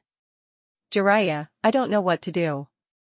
The blonde placed her hands in her face to grieve. Jiraiya decided to jump to the branch that she was on to console her. He wrapped his arms around her and let her cry in his chest. I thought that you wanted him to serve the village because of his skills. I didn't know that you were doing this because you believed it would benefit him. Now I know what you're really after, Jiraiya stated. Tsunade looked up into his eyes. Jiraiya, how can I get him to stay? This village needs him more than ever. He carries the will of the fire in him. It's going to be hard to get him to return. You will have to sit down with him and talk to him and explain why you did what you did. I know you care about him, but he feels that you had betrayed him. Honestly, I thought you did too. Now that I had heard your reasons for doing what you did what you felt was best, even if it was a wrong decision. Did you ever tell him about his father? She questioned while wiping away her tears. Jiraiya broke the embrace between the two of them. I was planning on telling him of his heritage this year. His father knew that his enemies would harm his son with him gone, so he wanted Naruto to be told when he was 18. He figured Naruto would be strong enough to handle his enemies by then. He willed me and Sarutobi-sensei to let Naruto know of his heritage when he became of age. I'm curious. How did you find out that Yondaime was Naruto's father? I have access to the Hokage's personal files. It was only a matter of time before I found out who his parents were. But it was smart of Sarutobi-sensei to change his last name. Even though they look alike, people wouldn't question it because they simply had different last names. She replied. Yeah, that was for Naruto's protection as well. He decided to give the boy his mother's maiden name. Only Sarutobi-sensei and I knew who Naruto's mother was. Minato kept that hidden from everyone else. There was no way anyone could have figured it out. It was set up perfectly. Tsunade spoke once more. Well, it wasn't set up that perfect. One person did manage to figure it out. Jiraiya was shocked to say the least. He wondered who was smart enough to figure it out. Really? Who is this person? He's Konoha's lead strategist. She replied. What's his name? He asked. Nara Shikamaru. Somewhere across town in a barbecue shack. Ahachua, a young man, with a lazy look, thought, my allergies must be acting up again. How troublesome. Back to across town, at the trees near Training Ground 7. How did he figure it out? Jiraiya asked. He said he put 2 and 2 together. He came to my office about 2 weeks after Naruto left. Flashback. Tsunade was sitting at her desk in her office. She was going over the decision she made 2 weeks ago. Tsunade's assistant, Shizune, came in her office holding a cute little pig in her arms. Tsunade-sama, Nara Shikamaru is here to see you. The Godame motioned for her to send him in. Nara Shikamaru stood before her in his chinen vest. She motioned for him to take a seat. What brings you here, Shikamaru? I wish to ask you a personal question. She rested her elbows on the desk. She then placed her head on the back of her hands for support. What is your question? Why did you kick Naruto out this village, knowing the sacrifice that his father made to protect it? She decided to make up a factious story about Naruto parents so the boy wouldn't press the matter further. What are talking about? Naruto was an orphan, no one know who his parents are. Shikamaru looked at her with a serious look. You can play dumb all you want, but I know the truth. You're right, Naruto was an orphan. But I started to think, why did the villagers hate Naruto so much? I mean, he was a prankster, but that's not a good enough reason to hate him as much as the villagers did. So I started putting things together. Tsunade knew where he was going with this. She prayed that she was wrong. So, tell me, what did you find out? First I remembered our academy days. My parents and most of the parents, all of the parents, told their kids to stay away from him because he was nothing but trouble. I also overheard some old man calling him a good-for-nothing monster. But why would they call him that? This is a theory you came up with, so you tell me, the Hokage stated. The lazy Chunin continued, it wasn't until recently that I started to think things over, before it was just too troublesome. Then it all hit me like a ton of bricks. The one clue that put all of the pieces together was the fact about Naruto's birthday. It's not unusual for someone to be born October 10th, but he was born exactly when the Kyuubi attacked. I only knew his birthday because I overheard Hinata asking Iruka-sensei his birthday. She never specified her real reason, but I figured out her reason when he came to class the next day sporting a pair of goggles on his head, telling Iruka that someone gave him a birthday gift. You're rambling, Nara. Godame stated in a bored tone. I suppose. But here is what I came up with. There was no way the fourth could kill the Kyuubi. Do you doubt his skills? No, just stating a fact.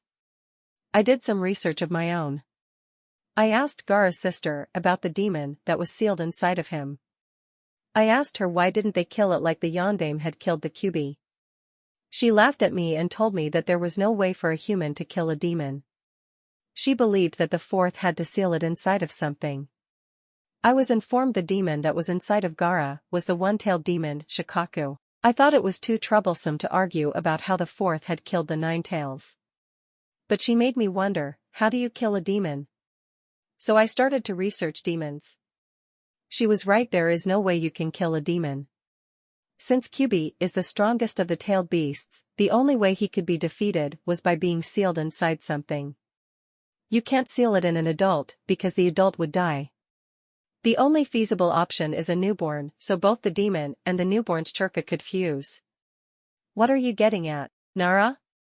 She stated in a tone that was openly showed that her patience was wearing thin. Naruto is hated by the village. His birthday is the day the Kyuubi attack. The red chakra he used to beat Neji in the Chunin exams. What I'm getting at is that Naruto is the container for the Kyuubi and the son of Yondaime Hokage. There was a minute of silence. How did you know? She questioned. Know that he was the son of the fourth? Yes, tell me how, she asked. After I figured out he was the container for the Kyuubi, the rest fell into place. Everyone said the fourth was an honorable man, so there is no way he would ask a villager to sacrifice one of their babies. So I figured he would sacrifice his own son instead. Also the blonde hair and blue eyes are a dead giveaway. The Godame spoke, you know all this, what else do you know? Well, that's where you come in to fill in the blanks. You see, I know that Yondaime's name was Namikaze Minato. The history files never said anything about him having a kid or even a wife, so I looked up the name Uzumaki in the historical archives and found the name of a woman called Uzumaki Kushina. I figure that she is Naruto's mother and the fourth's wife. You seem to know more than you should, what do you need me to fill in? She questioned. Why were his marriage and his son hidden from the village? Tsunade got up to look out the window. She looked at the setting sun. With her hands behind her back, she kept her gaze at the sky. Tsunade spoke, I don't know why his marriage was hidden, but if I had to guess, it was to protect his wife from his enemies. As for Naruto, I suspect Sandaime had a hand in covering up his heritage to the village. I believe he did this for the same reason that the Yondaime covered up his marriage. It makes sense. Yondaime did have many enemies because of the IWA/Konoha War. What better way to get payback on a man than to go after his family? The lazy Chinin replied. She turned to Shikamaru, you seem to know everything I know. As for me banishing Naruto, it was for his own good as well as the village. This village hates him, so I sent him away in hopes he would get stronger. I know Jiraiya is keeping tabs on him, so I don't have to worry about his safety. When the time is right, I plan to send for him to tell him and the village everything. Well, if that is all, then you are dismissed. Shikamaru got up out of the chair and left the office. End of flashback. So you do know me as well as I thought. The perverted hermit responded. I knew you wouldn't leave him to die. Tsunade stated. Well, I did keep tabs on him, but I wasn't with him. Let's just say that I influenced his training more than he knows. How so? She questioned. Jiraiya responded, well, I followed him to Water Country. There I met up with an old friend by the name of Saichi Kaido. Her eyes widened, one of the 7 swordsmen of the mist. Last I heard, he was a ruthless Missinin. No, he just left his country because he discovered the corruption of his village and the Mizukage. Since he owed me a favor, I asked him to train Naruto in the art of the sword. I also asked that he teach him some water justice and better chakra control. He complied and kept me updated on Naruto's performance. He left Kaido after 2 years of training with him and doing missions. Wait a minute, he was only 14 then. What did he do during the next year? She asked. Well, he went to see country. I got word that that was where he was heading, so I asked a dear friend of mine by the name Ryuho to finish up his sword training. The perverted hermit replied. Impossible. There is no way that a samurai, and the best one in the world at that, would train a ninja in his art, stated the Godame bluntly. Well, he was returning a favor, not to me anyways. You see, Minato had introduced him to his wife, so I suggested it was only right that he return the favor by training Minato's only son. I also informed him to keep Naruto's heritage a secret. We set it up so that he challenged Naruto to a sword fight. He won, of course, and offered to train Naruto. Because of his previous sword training under Kaido, it only took him a year to master the style. So he wasn't kidding when he said that his sword skills were only second to one, stated the Slug Princess. Nope, the kid really is a great swordsman. Anyway, the day he left the Minashu clan, I was waiting for him outside of the compound. I informed it was time to finish his training. For the next year, I worked him into the ground. When he left me, there was no doubt in my mind that he was one of the strongest fighters in the world, he said confidently. I knew you would protect him. I'm just glad it was long enough for us to defeat Akatsuki and the Sound. If they would have got him, I don't know what I would have done.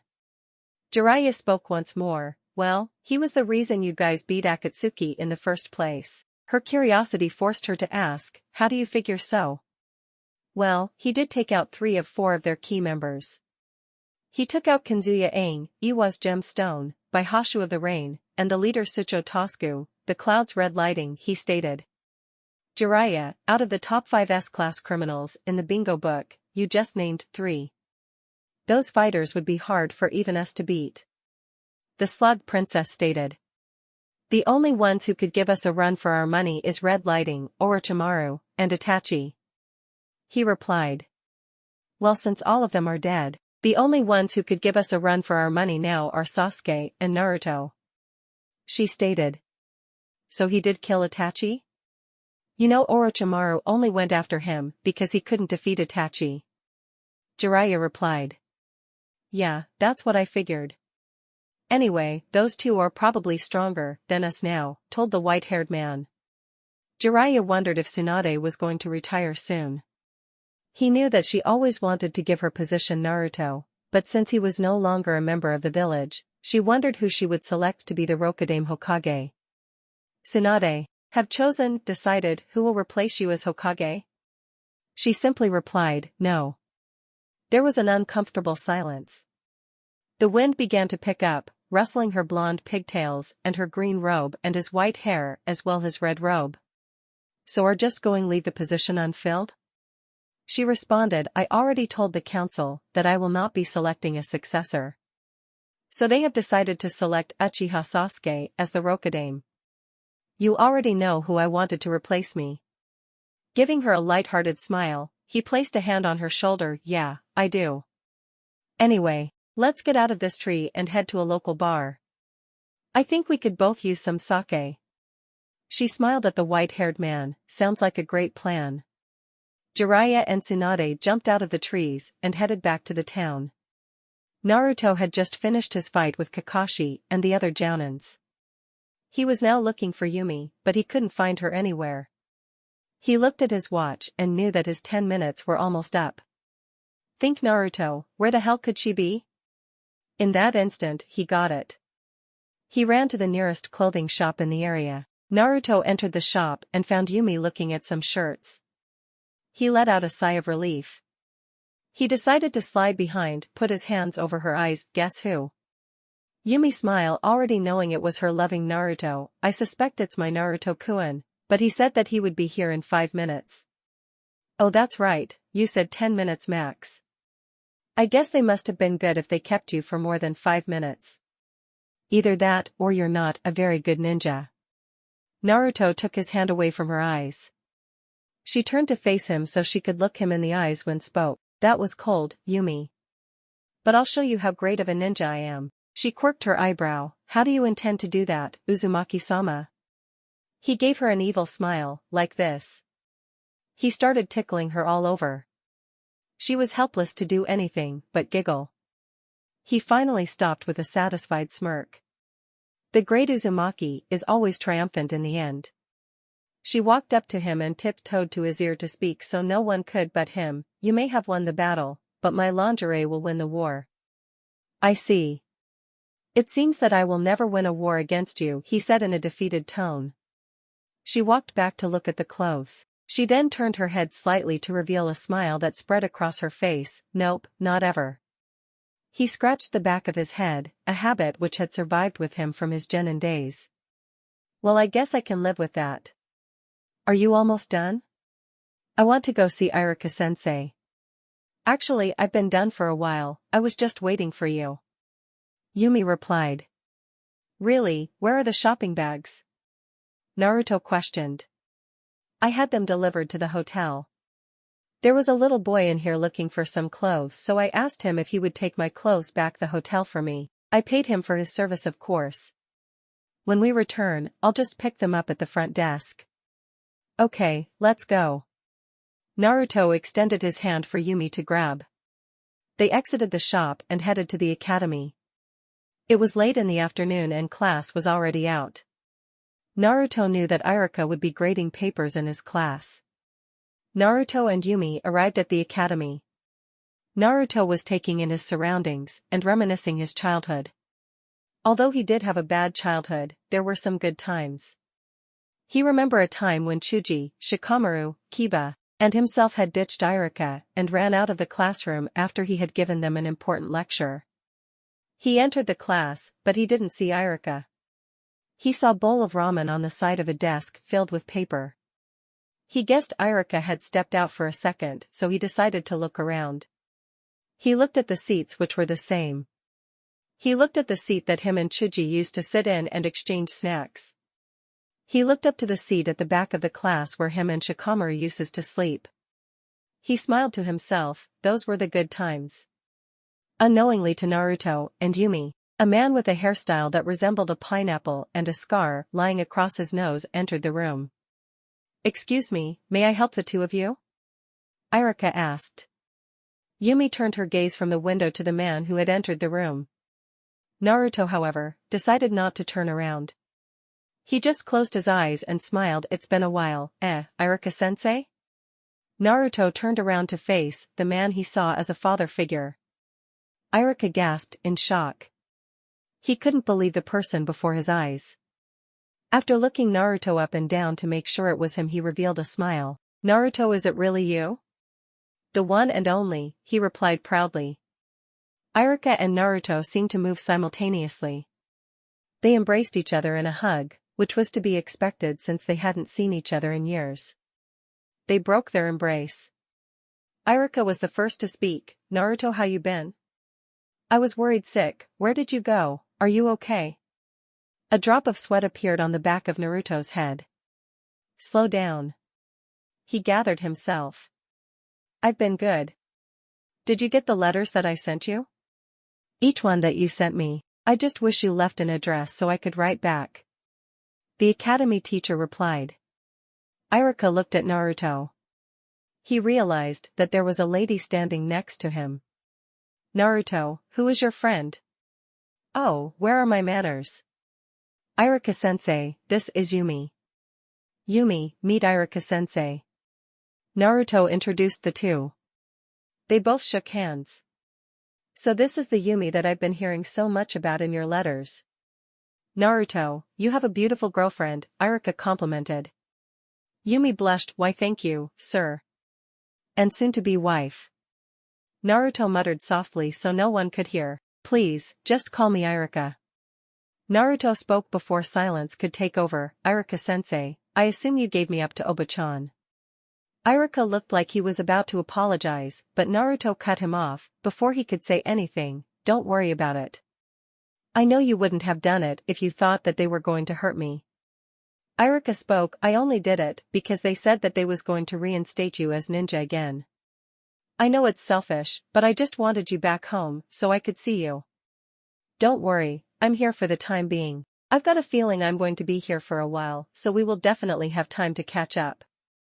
The ninja known as the Golden Fox replied. Naruto grabbed Yumi's hand and they both headed towards the exit. Iruka spoke before they left. Naruto, it is really good to see you again.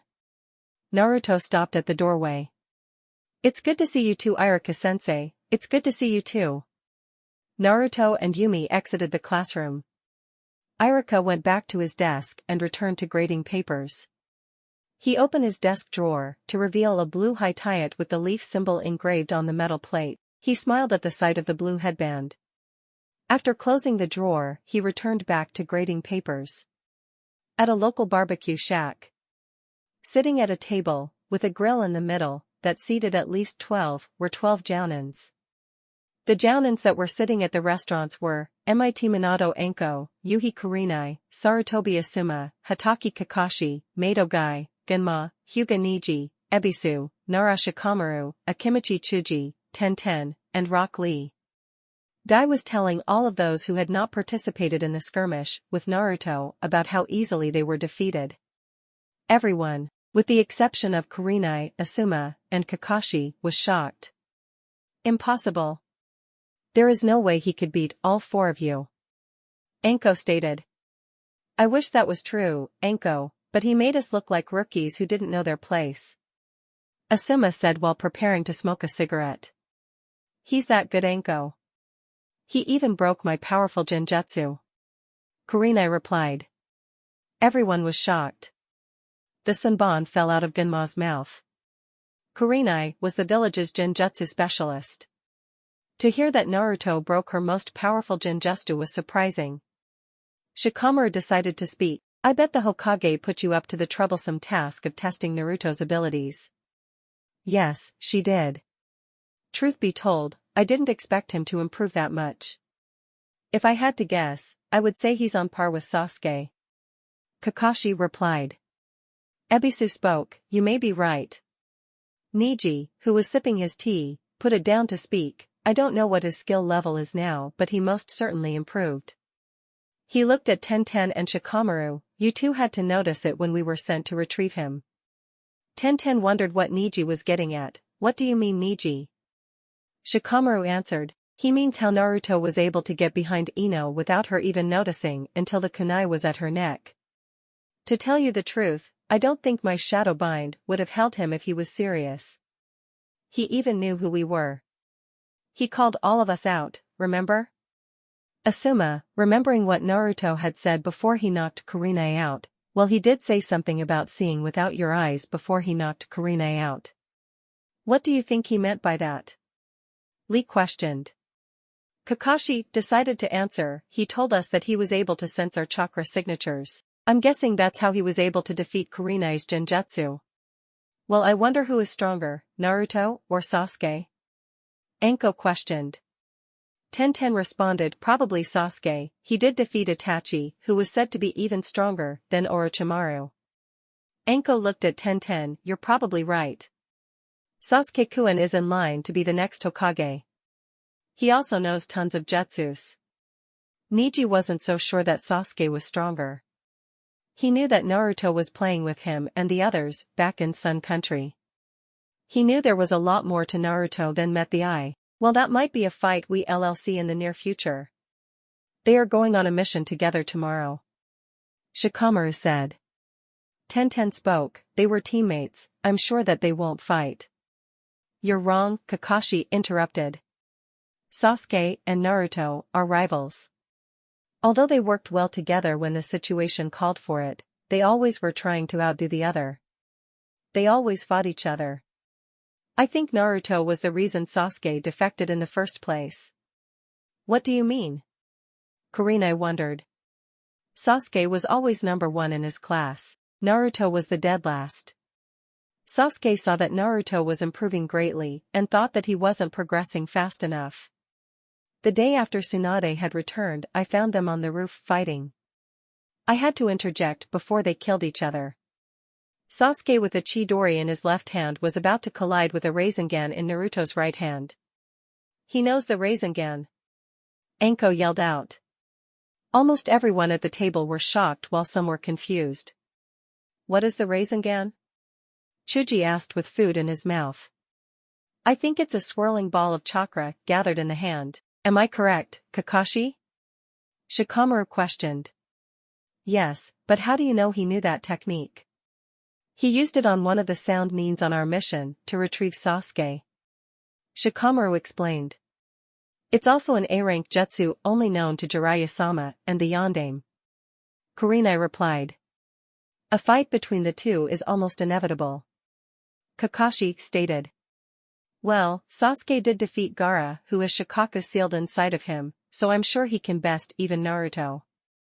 Tenten stated. You're wrong, Shikamaru stated. Wrong about Sasuke being able to beat Naruto? Tenten replied. No, you're wrong about Sasuke defeating Gaara.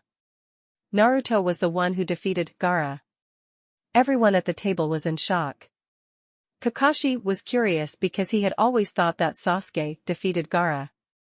All of the villagers had thought that it was their precious Uchiha. Shikamaru was one of the few that knew the truth. Temari saw the whole battle. She told me that Naruto saved Sasuke from being killed by Gaara. Well, here's how she described it. Gaara had jumped at Sasuke again, but Sakura jumped in front of him. He slammed her into a tree. He used a giant hand made out of sand to press her against the tree and render her unconscious. I was also told that Naruto created at least 50 Kage Bunshin. He then proceeded to beat Gaara. When Gaara transformed in his Shikaku state, Naruto summoned a giant toad. Naruto can summon Gambunta as well? Kurenai asked with wide eyes. Not surprising, seeing as Jiraiya-sama trained him for the third round of the Chunin exams, Ebisu stated. I thought that you trained him, Ebisu? Kakashi asked. Well, I was going to. I decided to work on his chakra control, so I took him to the hot springs. I figure that it would give him more incentive to stay above water since the water there was hot. Sure. That's the reason. Pervert, Genma said, nudging him in the waist, grinning. I'm not a pervert. I did it for his benefit, really. Anyway, we met Jiraiya-sama there and he took over Naruto's training. Well, like I was saying, Temari said Naruto summoned a huge frog to fight Gaara. Long story short, Naruto defeated Gaara, not everyone's precious Uchiha. Shikamaru finished. What's that supposed to mean? Anko asked with a little anger in her voice. Shikamaru stood up. It's too troublesome to explain. Besides, I have to hand in my mission report, so I will see you guys. Shikamaru headed to the exit. Naruto and Yumi were walking down the street. Since the sun was setting, they decided to head back to the hotel. Naruto heard a woman's voice call his name, and Yumi turned around to see a brunette with clouds cover her private areas.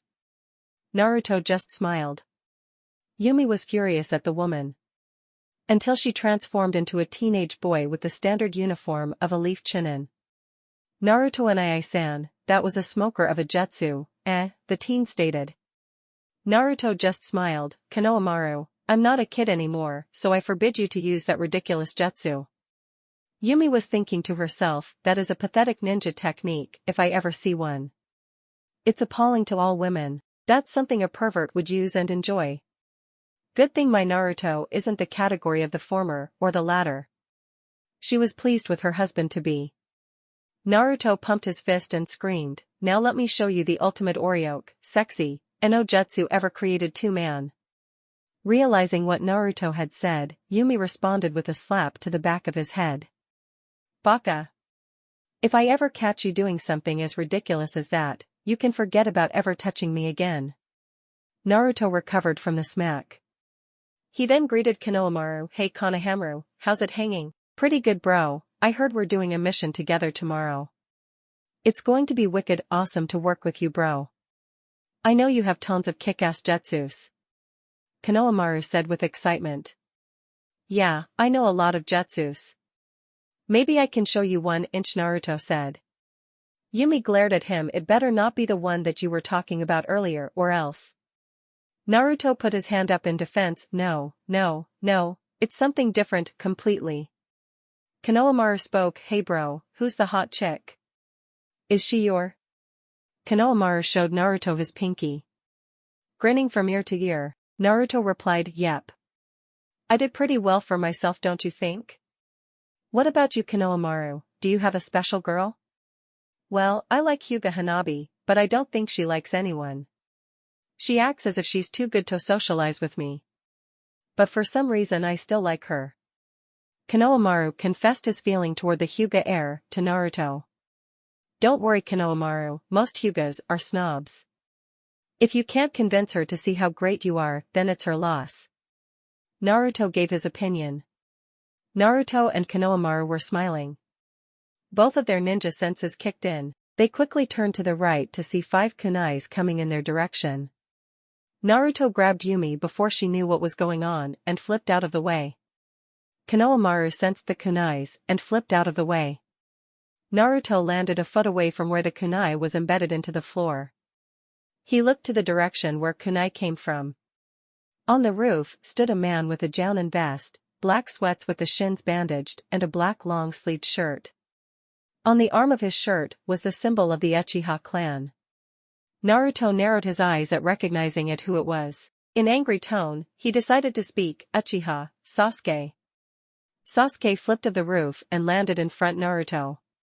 He sported his infamous smirk. You're as slow as ever dobe.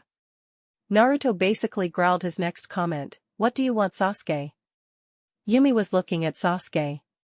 Naruto had told her about Sasuke and how they fought at this place called the Valley of the End, but he never told her details of the battle.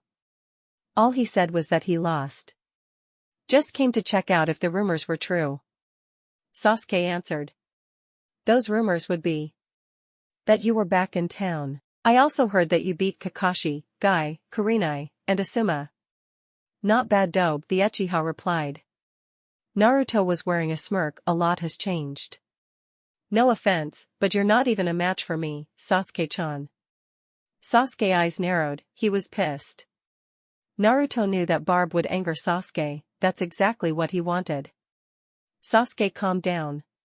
Your girlfriend is very attractive. Getting her is probably the only thing you did right dobe. Naruto was getting pissed. He knew what Sasuke was doing, because he was doing the same thing. I never knew you liked girls, Sasuke-chan. I mean, you always rejected your fangirls, I always thought you played for the other team. Konohamaru and Yumi could feel the tension between the two. They knew that the two were about to explode. Yumi decided to grab Naruto's arm and drag him to the hotel. Naruto-kun, let's go. Naruto nodded and decided to walk off. Sasuke spoke, getting saved by his girl, that's what I expected of you dobe. Naruto stopped immediately. He was now officially pissed. He was not going to let this slide. He turned to face Sasuke against Yumi's protest. You know Sasuke, I don't like fighting with words. I'd rather use my fist. Sasuke smirked. He had gotten what he wanted. There is a training area about a mile from here. We could do a lot of talking there if you'd like. Sasuke pointed to Yumi, bring her too. I want her to see you get your ass kicked. He then poofed away to the training ground. Naruto looked Konohamaru, who was next to him, protect her when we get to the training ground. Konohamaru was worried for Naruto. He knew that Sasuke was probably the strongest in the village. Naruto-Nizan, I don't think you should fight Sasuke. And why shouldn't I? Naruto asked. Because he's going to be the Rokudaime, the teen stated. Naruto became even angrier after that revelation. He just kept thinking about how it was unfair that Sasuke got everything. He had to work hard to get anything, and everything seems to just fall in Sasuke's lap. Sasuke was number one in school. Sasuke had the affection of the girl he once cared deeply for. Sasuke was personally trained by their Jounin instructor while he was left to rot. Now it seems that Sasuke was going to live the dream, which he wished, deep down, he could live. It was just so unfair. He looked at Konohamaru. Well, I guess you will get to see that my power is on the level of a Kage. Meet me there. Naruto poofed to Training Ground 7. Sasuke was standing in the middle of the clearing. Naruto and Sasuke were staring at each other intently. The power that was radiating off of them was similar to when Orochimaru and Sandaime were fighting. They just stood there looking at each other for 2 minutes. Konohamaru had arrived with Yumi. They were a distance away. Kakashi and those who were at the barbecue shack had felt the immense power and came to check it out. They all landed next to Konohamaru. The Umbu squad came when they felt Sasuke and an unfamiliar power. They surround Naruto. Sasuke spoke to the Umbu squad, stand down. A man with a bear mask spoke, Sasuke-sama, we have a duty to take in anyone who acts against a shinobi of the leaf. I said to stand down. Don't get involved no matter what happens. He said this while looking at Naruto the whole time. The Umbu squad decided to watch the fight. Tsunade and Jiraiya walked up next to the small group that consisted of ninjas. What is going on here? Tsunade asked. Naruto-Nizan is about to kick Sasuke's ass. Konohamaru replied. Hanabi, who was training with Hinata, had felt the power that came from them earlier. Her and Hinata had arrived in time to hear Konohamaru's proclamation. She decided to comment on what she thought to be a ridicule's comment. You really are a fool, monkey boy. Naruto can't beat Sasuke-sama. He's going to be the Rokudaime, no way he loses to him. Naruto looked to his left to see a lot ninjas looking at him and Sasuke. He saw Konohamaru with Yumi. She was the only person he was looking for. However, he saw the one person that had broke his heart 6 years ago. His eyes narrowed when she came next to Tsunade. The pink-haired Kunoichi, known as Sakura, has not changed a bit. Granted, she got taller and her wardrobe now consisted of a red top, a beige skirt with black shorts under, and black knee-high sandals. Naruto just smiled. This was the perfect opportunity to beat Sasuke in front of Kakashi, Sakura, and everyone else. He turned back to Sasuke and was smiling. Sasuke was curious. What are you smiling at, Dobe? Just smiling at how I'm going to show everyone how weak you really are, Sasuke. Sasuke's eyes narrowed at that statement. Naruto calling Sasuke-chan was one thing, but saying that he was a fag boy was over the line. He shifted into a fighting stance, then show me. With pleasure. Naruto and Sasuke formed hand seals faster than anyone could follow, and they both yelled, Katan, Ryuka no Jutsu. A big dragon flew from both their mouth. Both dragons collided and cancelled each other out. No one could see what happened after that due to the dirt blocking their vision. Tsunade was about to stop their battle when Jiraiya grabbed her. Don't get involved. They have some unresolved issues that they need to settle. Just sit back and watch the show. I guarantee that we won't see a fight like this again. Sakura was looking, trying to see what was happening. Neji saw her worry, so he decided to tell her what was happening. They are engaging in a taijutsu match. Neither one is getting the upper hand. When the dust cleared, everyone saw both fighters blocking the other's punches and kicks. Sasuke did a roundhouse kick that sent Naruto into a nearby tree. Everyone was looking on in amazement. Naruto rubbed his jaw. Damn, he's good. I didn't want to do this, but I guess I have no choice. Naruto walked back the clearing where Sasuke stood in his fighting stance. That was a nice kick. But let's stop playing with each other. How about you take off your weights and I take off mine so we can pick up where we left off 6 years ago? Naruto complimented. Sasuke spoke in a mocking tone. You sure that's what you want? When I take off my weights, this fight is going to be more or less over. Just take them off already, Naruto said in bored tone. Both warriors took of their weights.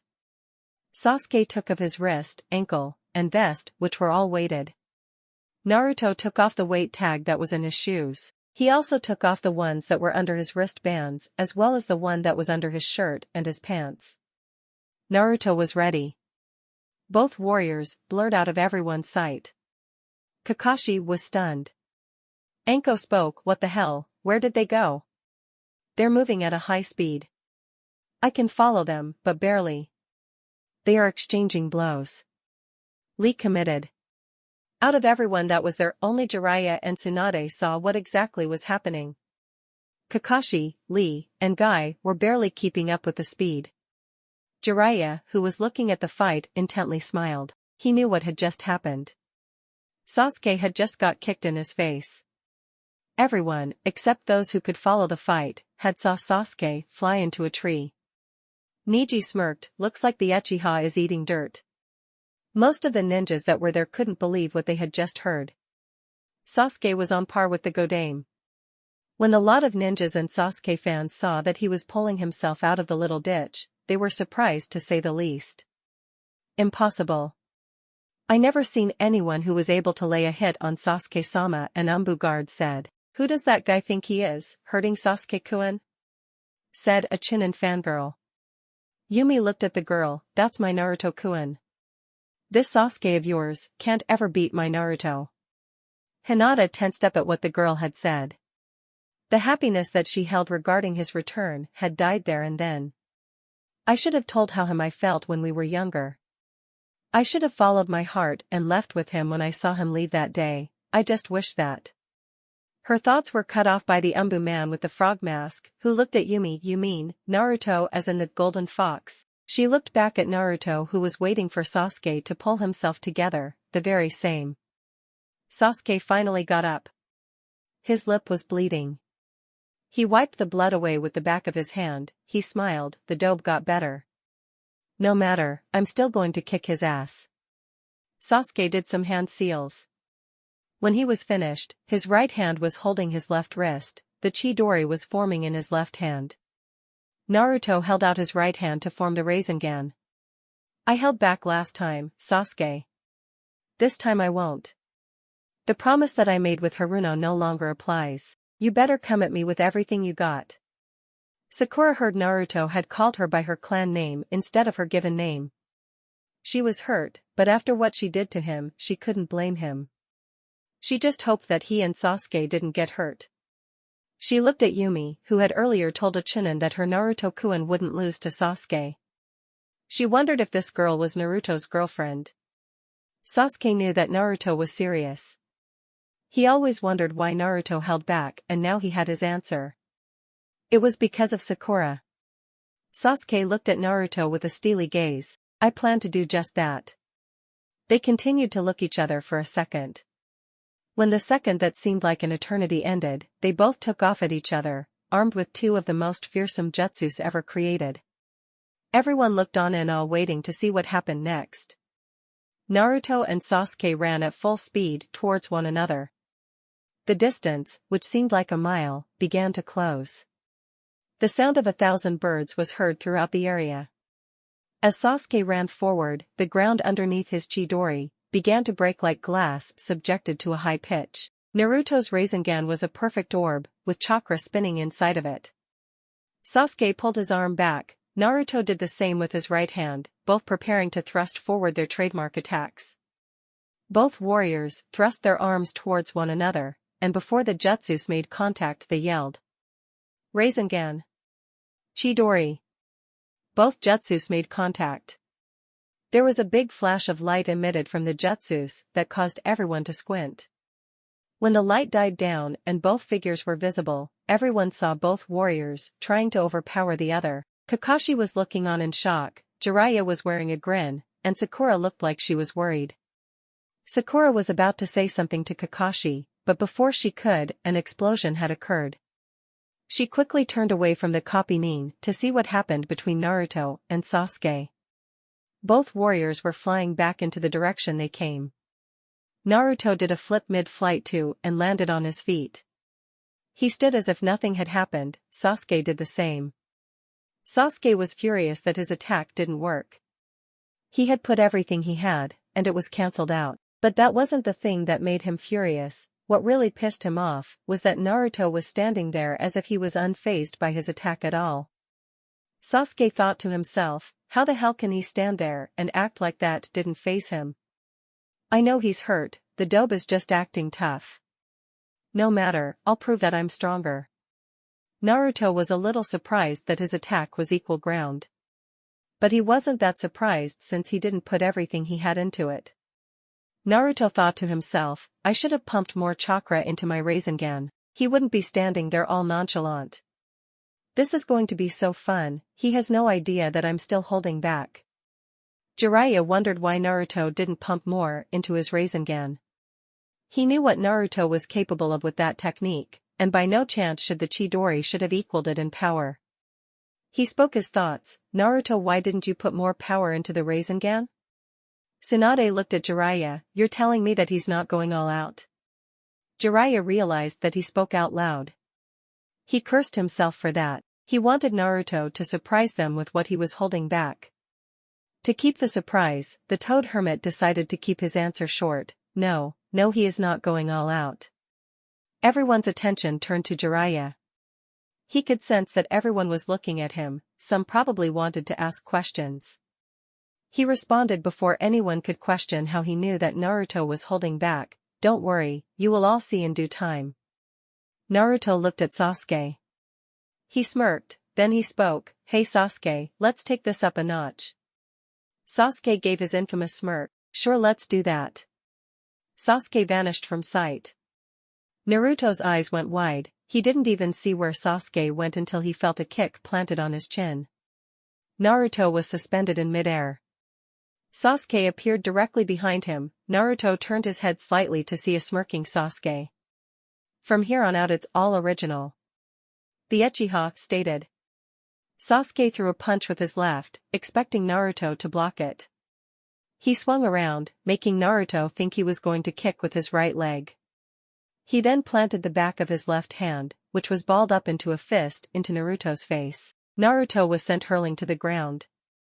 Sasuke punched him in the stomach with his right hand, and then he followed it with his left. Both punches was followed by Sasuke doing a front flip that landed in Naruto's stomach. Sasuke yelled, "Shi Renden." Sasuke bent his body so he could do a back flip.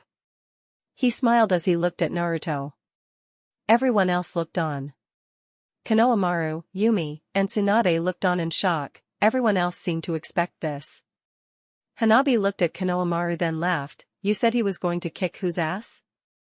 Pathetic, he stood no chance. Konohamaru couldn't say anything. She was right. Naruto was lying before Sasuke beaten. From what he could see, Naruto was passed out. He was hoping that his brother would knock the arrogant Uchiha down a bit. He wasn't the only one. Neji had wanted this too.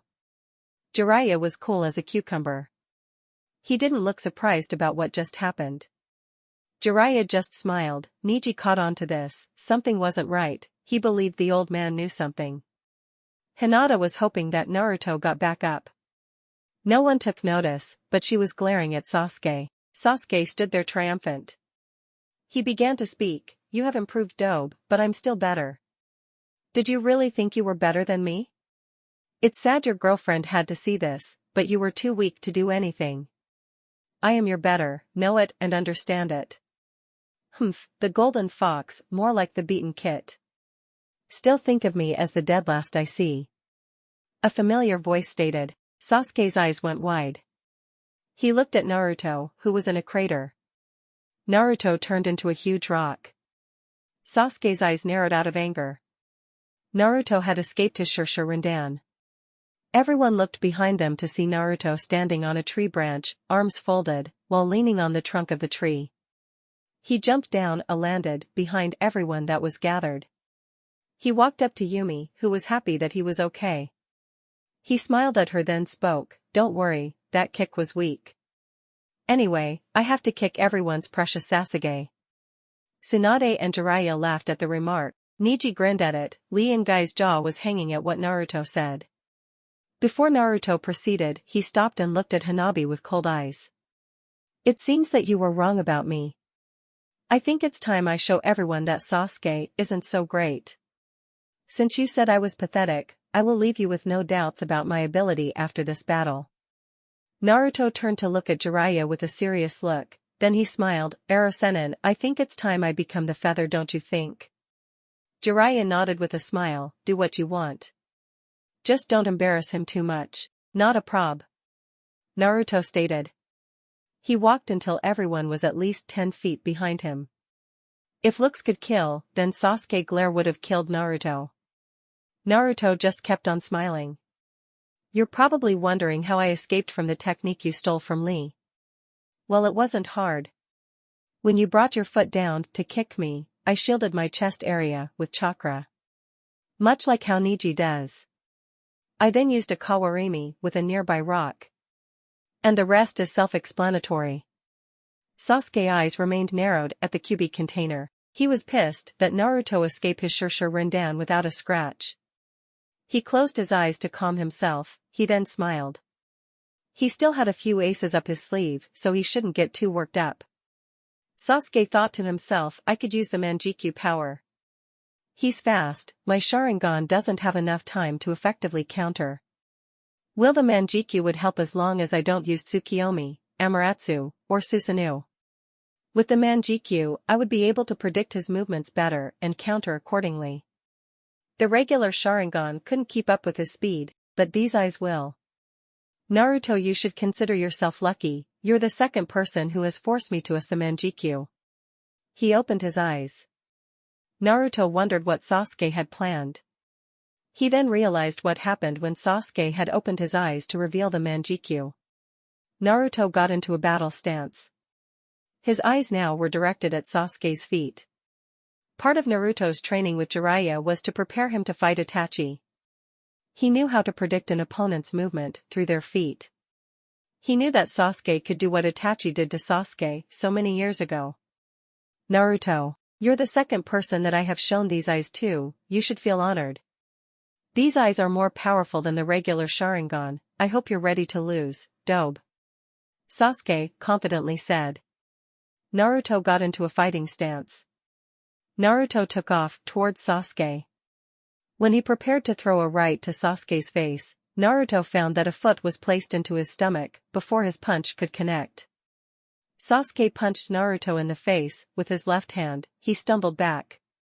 Sasuke flipped over Naruto, landing behind him. He then did a roundhouse with his left foot, which connected with Naruto's head. This sent him flying a distance, before he hit the ground and skidded a few feet before coming to a stop. Sasuke stood in his fighting stance, with an aura of superiority. Naruto got up, his black short-sleeve shirt looked ragged. Smudges of dirt were plastered on his face. Sasuke had smudges of dirt on his face as well. His black long-sleeve Uchiha shirt was tattered, but not as bad as Naruto's. The group of watchers were focused on this high Jounin level, Kage battle. A voice from behind caught everyone's attention. "It seems everyone is here. Right, Akamaru, the dog walking besides the boy with gray jacket, black shirt underneath, black shorts that ended 2 inches above his black sandals. Hinata walked up to pet the white dog. So Naruto is fighting Sasuke. Akamaru smelled their presence. I was surprised when I got back from my mission to hear Akamaru tell me that Naruto was here. Kiba spoke to Hinata.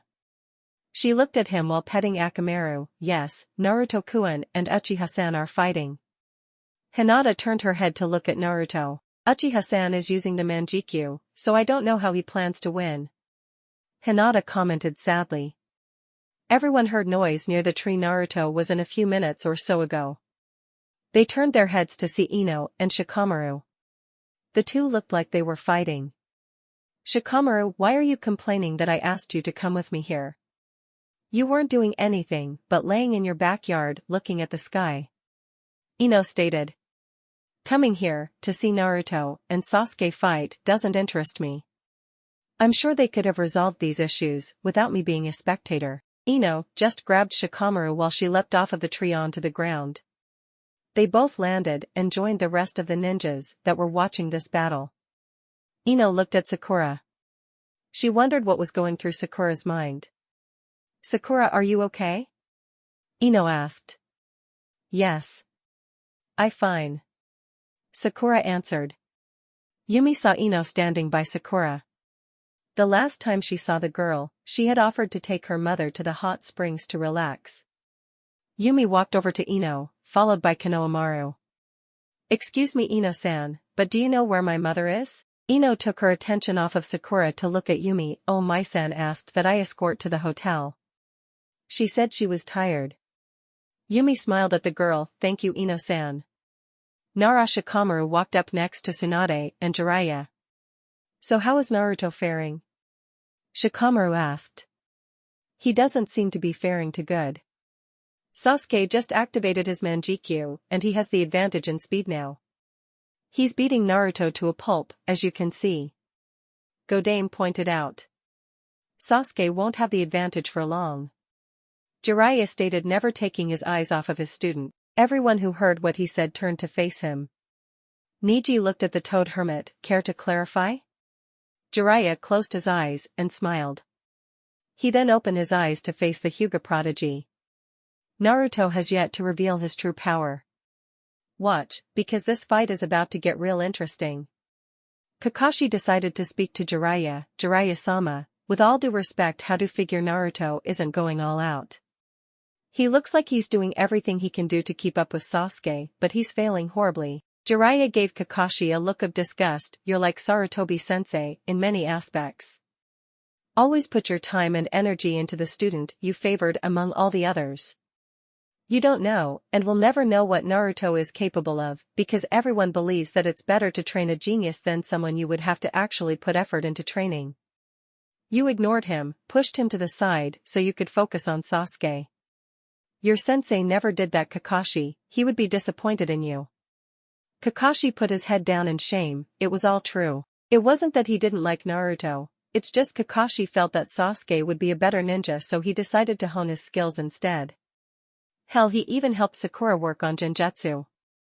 The only thing he helped Naruto with was his tree climbing exercise. He taught Sasuke Chidori, his prized technique. Sakura couldn't believe what she heard Jiraiya accuse Kakashi of. Sure, Sasuke did get more attention, but that was because he had the Sharingan and Kakashi was the only one in the village who could train him how to use it. Jiraiya-sama, Kakashi-sensei has been fair to all of us. He showed me Genjutsu. Granted, he helped Sasuke more, but that's because he had to training him how to use the Sharingan better. The pink-haired Kanochi stated. Jiraiya looked at her with equal disgust. Yet you didn't mention what he taught Naruto. I'm not surprised, seeing as you spent most of your time focusing on Sasuke, so there's no way you would know if he trained Naruto. Sakura, you should watch this battle more than anyone. In a way, this battle has a lot to do with you. Tsunade looked at Jiraiya with a questioned look. How does this battle involve Sakura? Shikamaru decided to answer. It's because Naruto promised to return Sasuke, so Sakura wouldn't hurt anymore. From what you told me, he looked at Ino. Sakura stated that she hated Naruto, and she called him a dead last who should have left instead of Sasuke. He looked at Sakura. I was there when he promised that he would bring back a guy who turned on us for power, for your sake. If what Jiraiya-sama says about Naruto is correct, then you more than anyone should watch this fight. Tsunade looked Shikamaru. You only answered my question halfway. How does this involve Sakura, and why should she watch? The shadow user turned to look at Tsunade with a lazy expression. I was going to answer, but it's too troublesome to explain. Tsunade gritted her teeth. Why, you little? Neji spoke before the Hokage could pound the Nara. It's obvious. Everyone turned to face Neji. Neji continued once he had everyone's attention. I was also there when Naruto made her that promise. The reason this battle has to do with Sakura is because Naruto wants to prove a point to her. And what point is he trying to get across? Ino asked. All of his life he was behind Sasuke. Everyone seems to love Sasuke and hate Naruto. He's been fighting all his life to be accepted, but to no avail, this village has never accepted him. Naruto cared deeply for Sakura. He would have gone to hell and back for her. If I know Naruto, he's going to show Sakura that he is stronger than Sasuke and not the dead last she called him.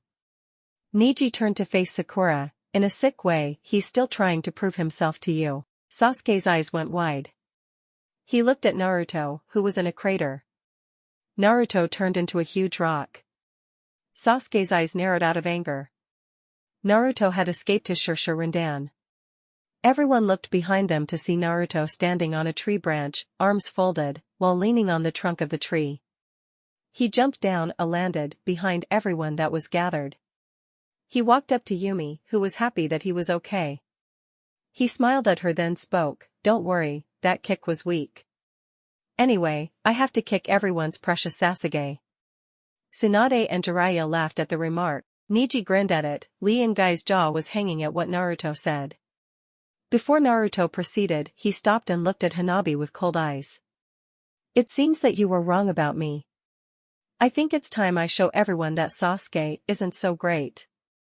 Since you said I was pathetic, I will leave you with no doubts about my ability after this battle." Naruto turned to look at Jiraiya with a serious look, then he smiled. "Ero-sennin, I think it's time I become the feather, don't you think?" Jiraiya nodded with a smile. "Do what you want. Just don't embarrass him too much." "Not a prob," Naruto stated. He walked until everyone was at least 10 feet behind him. If looks could kill, then Sasuke glare would have killed Naruto.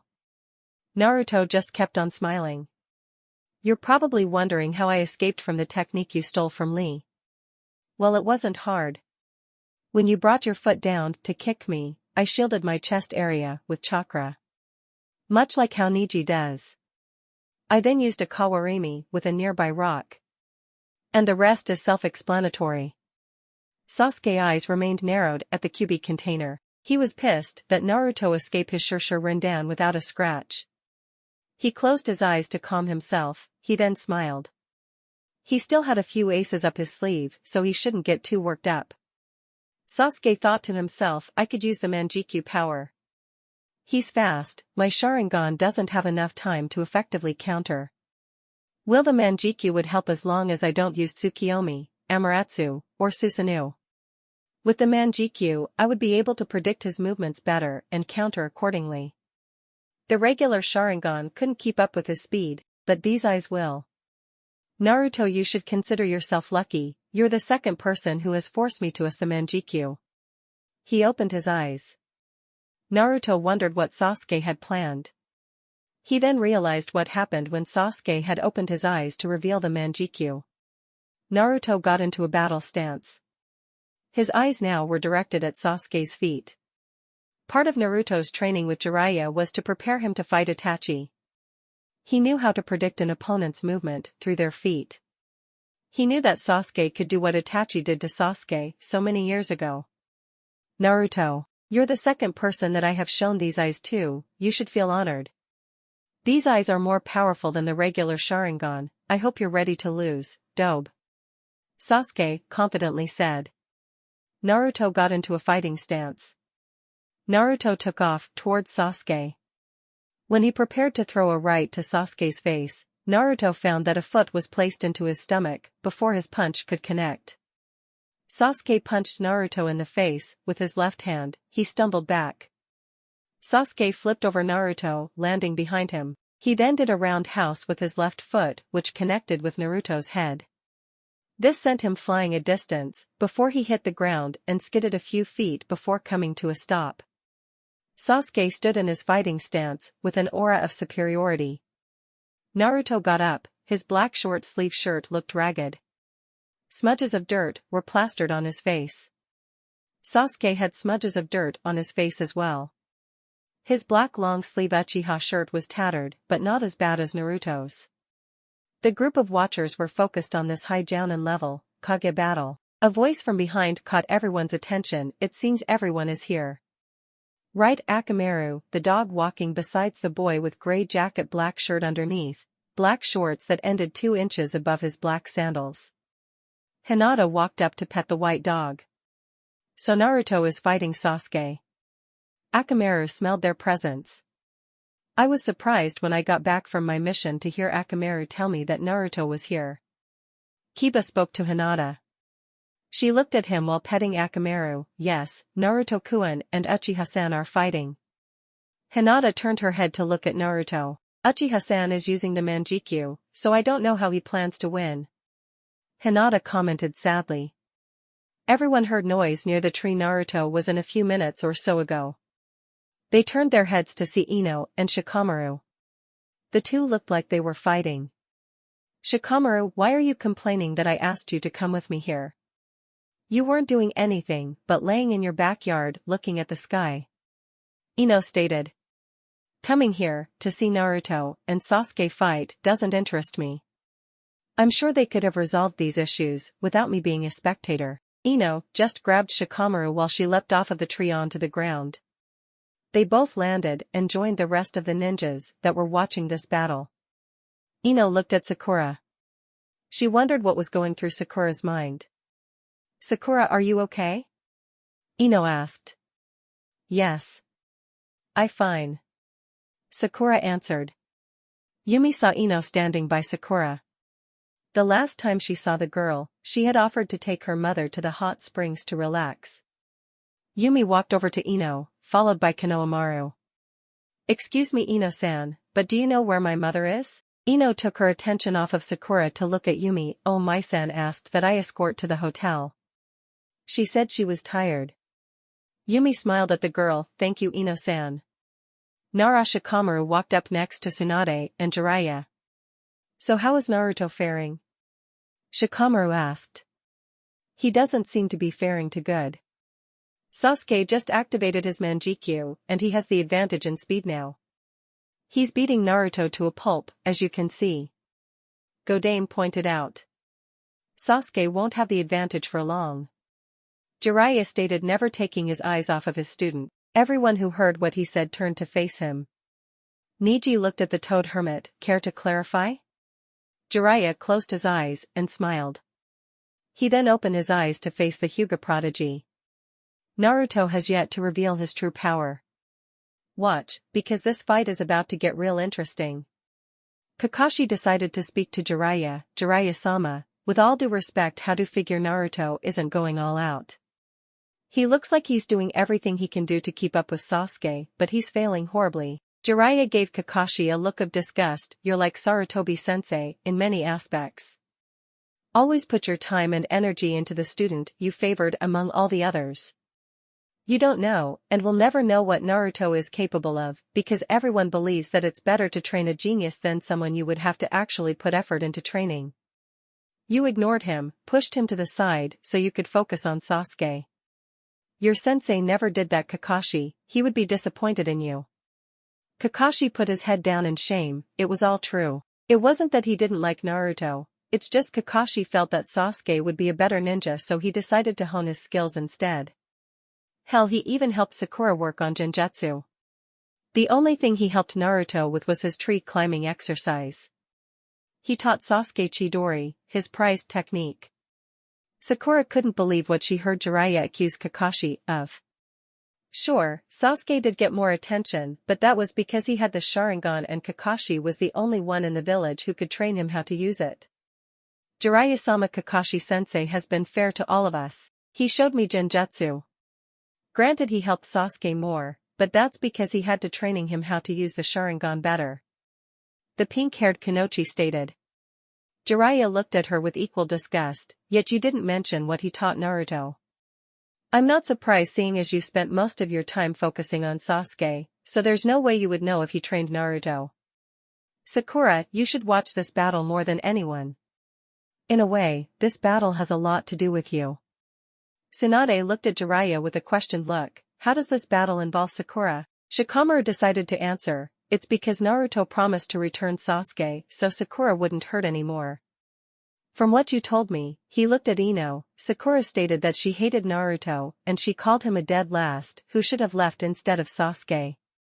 He looked at Sakura, I was there when he promised that he would bring back a guy who turned on us for power, for your sake. If what Jiraiya-sama says about Naruto is correct, then you more than anyone should watch this fight. Tsunade looked Shikamaru, you only answered my question halfway. How does this involve Sakura and why should she watch? The shadow user turned to look at Tsunade with a lazy expression, I was going to answer, but it's too troublesome to explain. Tsunade gritted her teeth, why you little?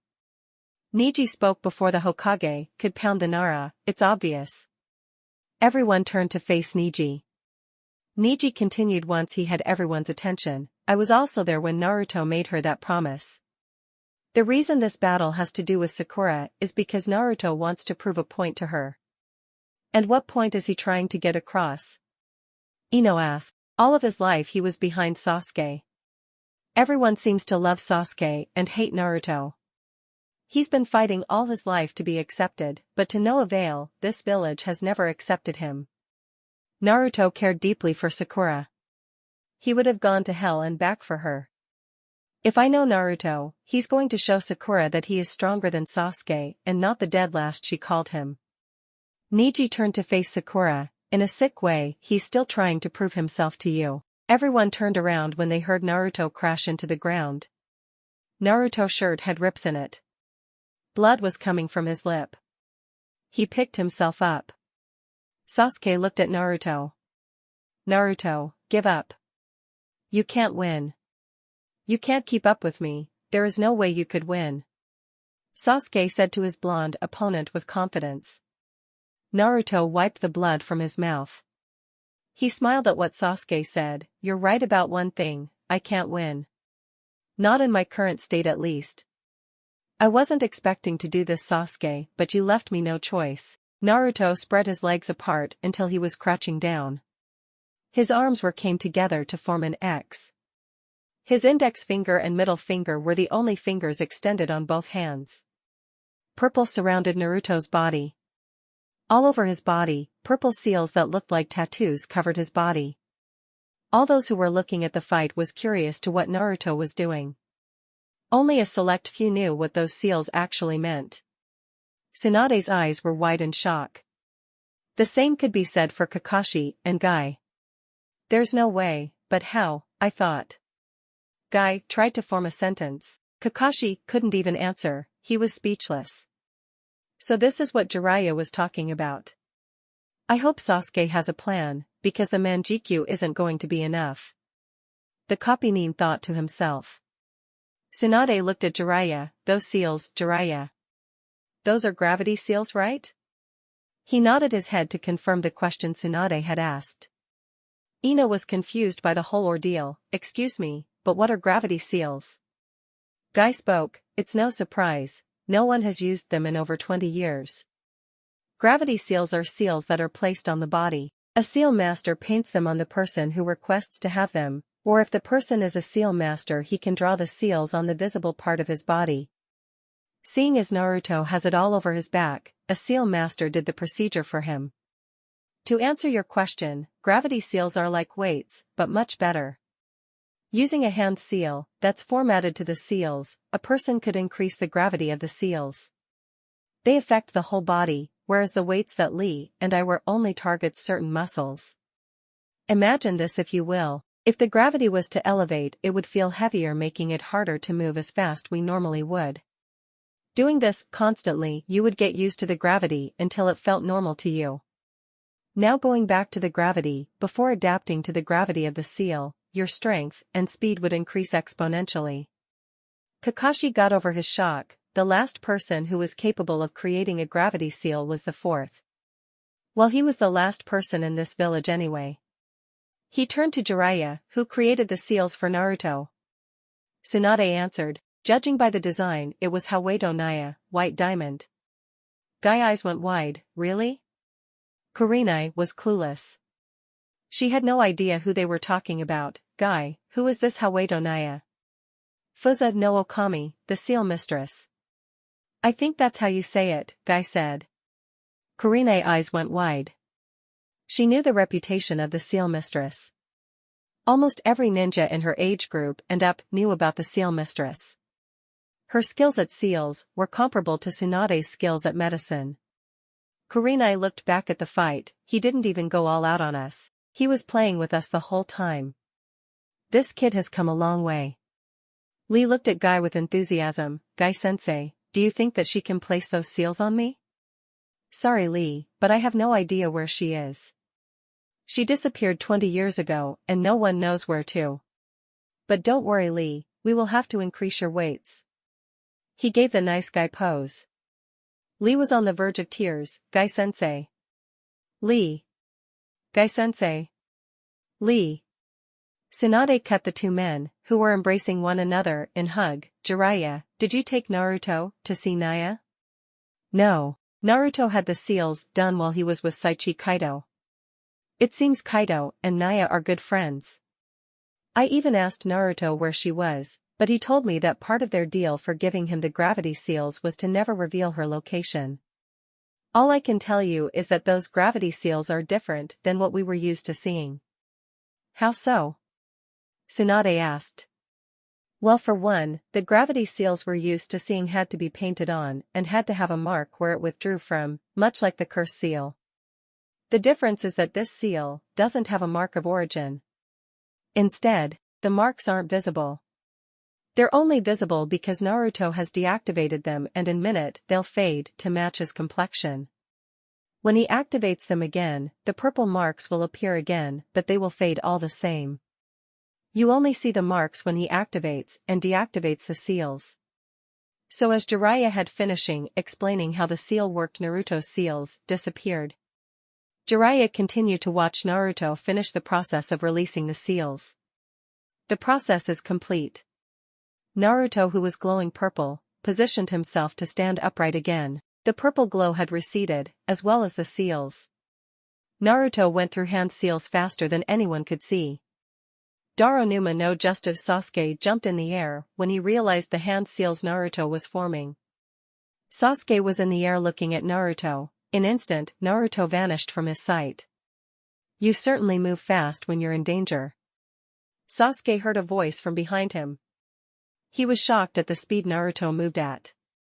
Not even his Manjikyu, the ultimate Jujutsu, could follow his current speed.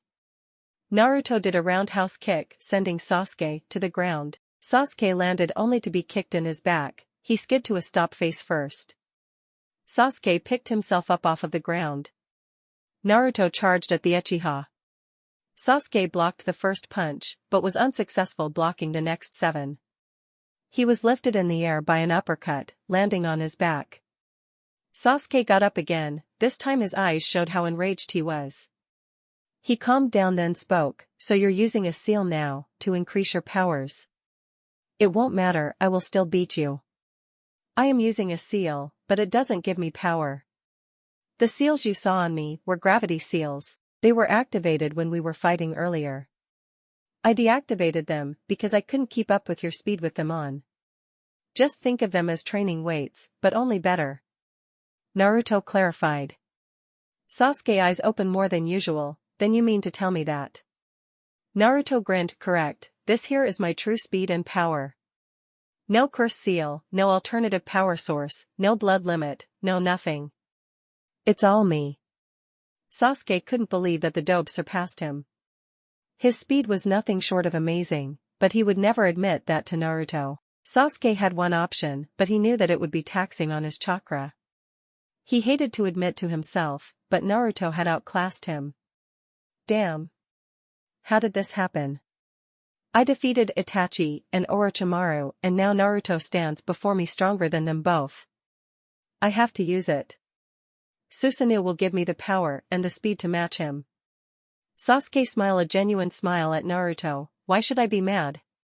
He did this fair and square. I hate to say it, Dobe, but you've earned it. Let's see if he'll go for this. Put it on Naruto. Sasuke said with no malice or hate. Put what on? I have no idea what you're talking about. Naruto knew what Sasuke was talking about, but why did he ask him to do this? Naruto put on the headband. We did fight as equals back then. We shall do so again now, so please put the headband on. I know you have it, Sasuke stated. It was true, Naruto had the headband in his kunai pouch. Naruto smiled at Sasuke. I guess it's appropriate that I wear a headband illustrating that I no longer hold ideals of the leaf. I don't know why you're asking me to do this. He proceeds to wrap Sasuke's headband around his head. Because, you're strong. Sasuke gave Naruto a serious look, and you once said that the headband represents we fight on equal ground. I know you were conscious when you knocked me out last time, why didn't you kill me? Naruto asked. Killing my best friend is something I could never do. I'm not my brother, I would never kill you for power. Sasuke answered truthfully. Naruto became enraged. Best friend? What best friend, shoves a Chidori through his best friend's chest, huh? All of the spectators couldn't believe what they just heard, especially Kakashi and Sakura. Kakashi couldn't believe because he taught Sasuke the move to protect his friends, and Sakura couldn't believe that Sasuke would do that to Naruto. But she couldn't be mad, since what she did was no better. It may not have been physically painful, but it was all the same to Naruto. Naruto calmed himself, and then continued, Kakashi did teach something that I am grateful to have learned. He taught me what a friend is, even if he never was really a friend to me. He once said to us, in the ninja world, those who break the rules are scum, that's true, but those abandon their friends are worse than scum. Sasuke, you are scum, along with Kakashi and Sakura. I thought of you all as friends, but I doubt the feeling was mutual. You have no idea what it is to be a friend, Sasuke. I really hoped that things were different between us, but as they stand there is nothing left for us, but to fight. Taking a fighting stand, he smiled at Sasuke, don't hold back. Sasuke was still smiling, I don't intend to. Sasuke's Manjikyu started to glow red. A strange aura, the color of the ocean, surrounded his body. Naruto smiled as he felt the aura coming off of Sasuke. Sasuke was smiling too, he was finally able to go all out. He hadn't done so since his bout with Itachi. Jiraiya looked at Tsunade, he shoved a Chidori through Naruto's chest. I'm guessing you didn't know until now. The fox must have healed him before he came back to the village. His words echoed so only her ears could hear. Yes, it seems so? Tsunade's eyes were glued on the two fighters on the battlefield while answering. Yumi hadn't noticed Jiraiya there. She walked up to him, hello Erosenin, how have you been? Jiraiya was cursing Naruto for rubbing off on her in his head. I'm fine. So Yumi, Tsunade told me that your mother was here. Where is she now? She's at the hotel. Erosenin, stay away from my mother. I know what you have in mind. She glared at the pervert, putting his hands in his defense. No, it's nothing like that, it's just that we had good time talking last time I seen her, that's all. Jiraiya thought to himself, plus she gave some good ideas for my last book. I got to pick her brain for more ideas, that book was my best seller. With a look of worry, Yumi looked at Jiraiya. Jiraiya, that guy is glowing, do you think that Naruto will be okay? Naruto Nizan is going to be fine. You see his speed, it's on a whole new level. He's going to be fine, Yumi Nichan. Konohamaru assured the worried girl. Sasuke could feel the power coursing through his veins. The power he felt was unreal. Sasuke looked at both of his hand, both had the ocean color aura around it. The Uchiha looked back at Naruto, and then in a split second he vanished. He appeared directly behind Naruto, he aimed a kick with right leg for the right side of Naruto's head. The kick never connected, Naruto blocked with his right arm. He then pivoted 180 degrees to plant his left fist in Sasuke's gut, this was blocked. Naruto threw right to Sasuke's face, he barely blocked it. The kick that followed wasn't blocked, he took the hit in his face. This sent him up in the air, but he backed flip to land. Naruto vanished from everyone's sight, except Sasuke and a few others. He knew Naruto was about 10 yards to the left him. He caught him performing seals, and then he stopped. Sasuke knew by the seals Naruto had formed he was going to fire water bullets at him. Suiton, Kiritama no Jetsu, were the words that Naruto whispered to himself when water, in the form of bullets, shot out of his mouth. All of the projectiles were aiming for Sasuke. Sasuke jumped in the air to avoid the bullets of water that impacted the area ground where he once stood. The only Uchiha clan member went through hand seals of his own. Katan, Hosenka no Jutsu, the fireballs were on their way to Naruto. Before they made contact, Mizuno no Tate, after shouted out his technique, his body was encapsulated with water. The fireballs died out as soon as they hit Naruto's water. Sasuke landed back on the ground, the blue aura was still surrounding his body. When Naruto dropped his shield, the Uchiha was preparing another technique Reika Dojiki. Naruto found himself dodging lightning coming from the sky that was aimed at him. Damn these lightning strikes, if my gravity seals were still activated I'd be done for. Naruto kept dodging until the technique died down. He was panting, due to the speed at which he had to dodge. You seem tired, don't tell me that's all you have. The Uchiha stated, taunting his opponent. Nope, not at all. Naruto moved too fast for almost everyone to see. He appeared in front of Sasuke. He threw a punch, which the Manjikyu wielder blocked. Both ninjas exchanged blows that were cancelled out by the other. This continued for 2 more minutes until Naruto started to notice something. Is it just me, or is Sasuke slowing down? As realization dawned on Naruto, he realized what was happening. This technique he's using to enhance his speed and power uses up a whole lot of chakra. That's why every blow that I countered was aimed at areas to knock me out. He's trying to finish it. He knows that my speed and power is my own, so when his technique dies out he won't be able to keep up. Sorry Sasuke, but I figured out how this technique operates, you won't be winning today.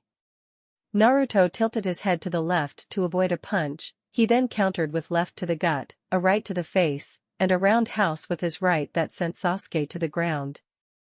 Sasuke wiped off the blood that was coming from his mouth, he then stood up again.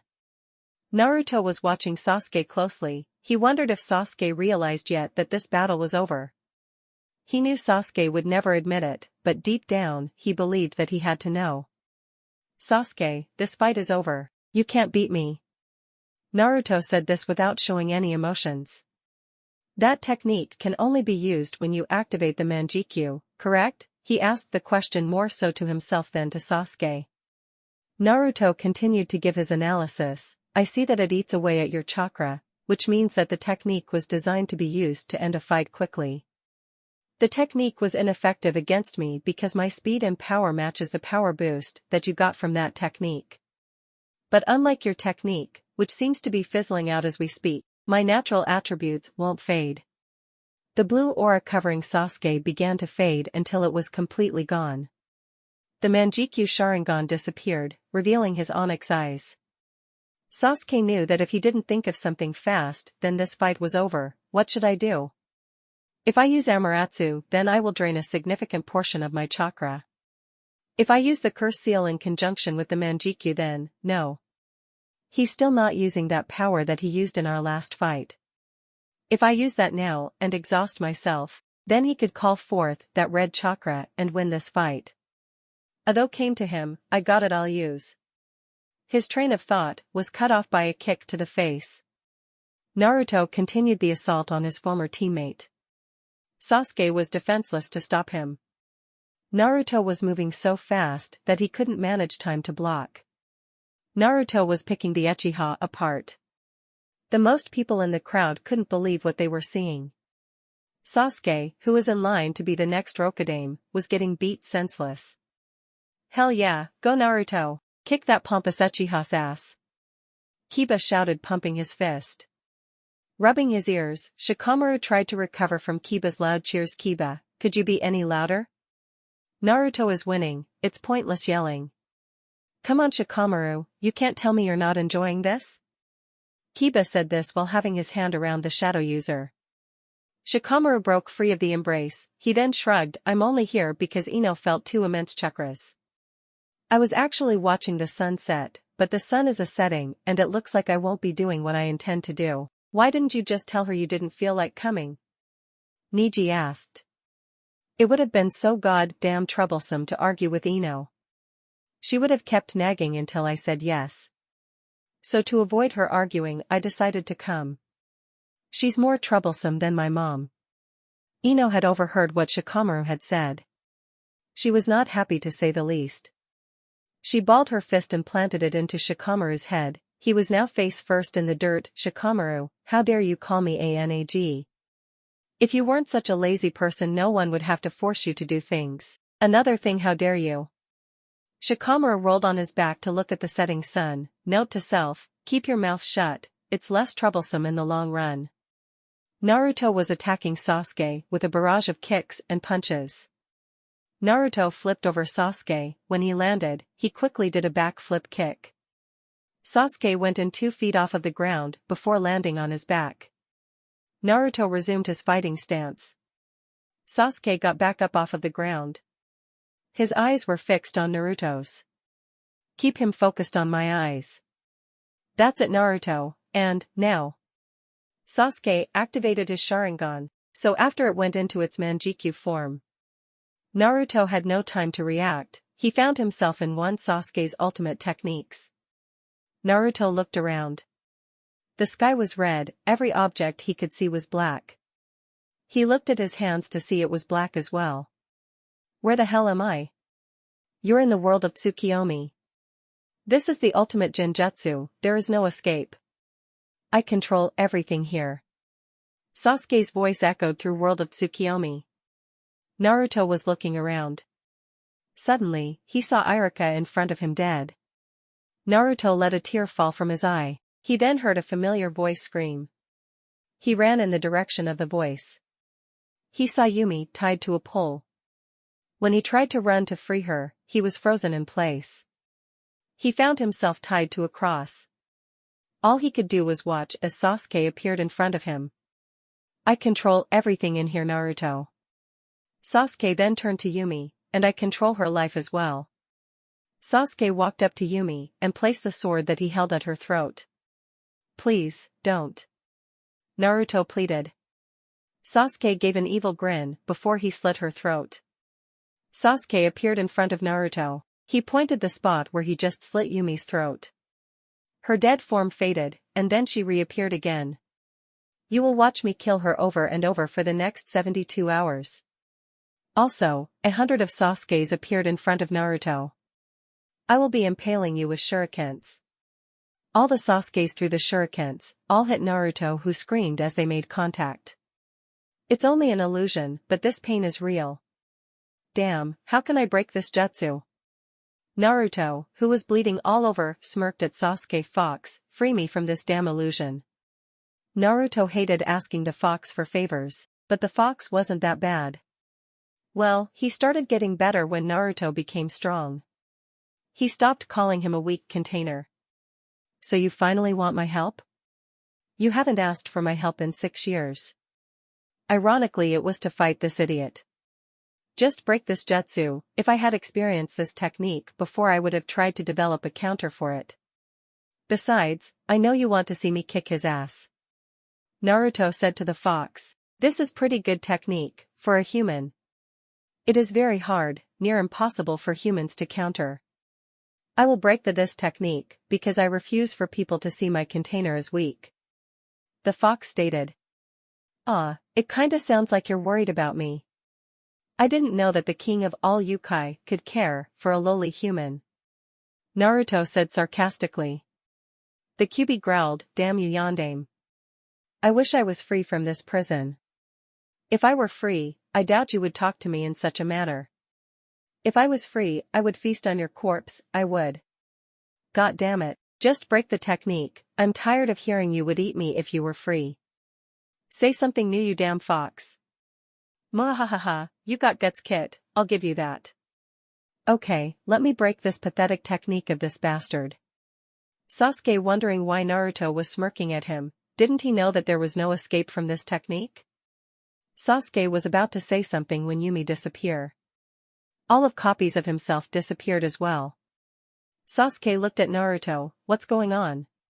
Smirking, I'm breaking this jutsu, that's what's going on. Sasuke tried to control this world to no avail. Sasuke started to feel hot. The world around him started to burn, flames were everywhere. He couldn't move, he was trapped in the fire, he felt the flames burn his skin. Naruto vanished from his post and all Sasuke remembered was screaming. Naruto dropped to one knee, gasping for air. Sasuke clutched his head, and then dropped to his knees, the floor.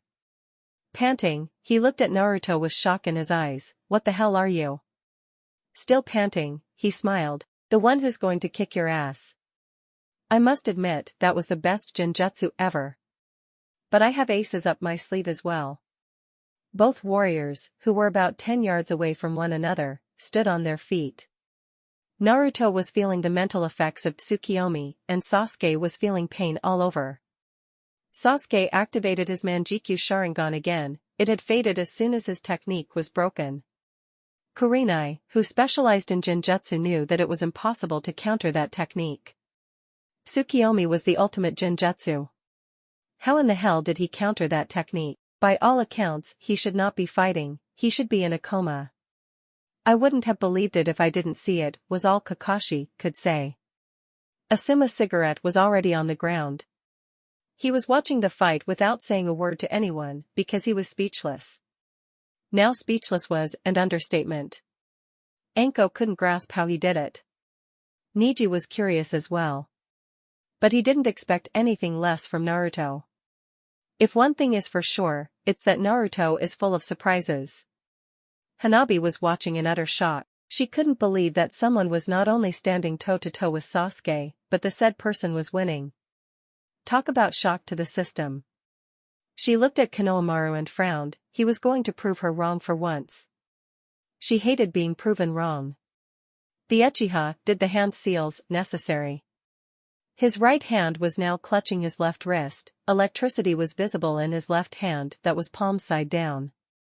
A ring of chakra was on the ground, he stood in the middle. Naruto wasted no time forming his Rasengan. This Rasengan was different from his usual Rasengan. The inside became more a royal blue, while the outside was the color of his chakra. This time he would put as much power as possible. One thing that both ninjas knew was certain was that this attack would decide the battle. Guy looked at Kakashi, it seems that he's going to use Raikiri. Looks like he's going to go all out, who do you think will win? I don't know, both techniques are powerful. We'll see in few minutes, I'm sure. Naruto and Sasuke held their gazes on one another. Naruto, it seems we're back to where finished our last battle. Let's see if your Rasengan can stand up to my Raikiri, the Uchiha stated. This ends now, Sasuke, it's time we settle the score. He said in a serious manner. Both warriors took off. They were running toward the end of the battle. Sasuke and Naruto were closing the distance that separated them. When they finally got within reaching distance, they readied their techniques to make contact. Naruto and Sasuke looked in each other's eyes. Otama Rasengan. Raikiri. Both techniques collided. Everything went white, the whiteness enveloped the landscape, taking the vision of all who were looking at the fight. When the light died down, there was a crater where both fighters had collided. Instincts took over, Sakura and Yumi both ran to the crater. Everyone followed suit. Yumi and Sakura arrived at the crater at the same time, their eyes widened at the sight before them. Everyone reached the crater as well, the same expression came across their face when they looked inside of the crater. Inside the crater, Naruto stood over an unconscious Sasuke, his eyes were focused on the Sharingan wielder.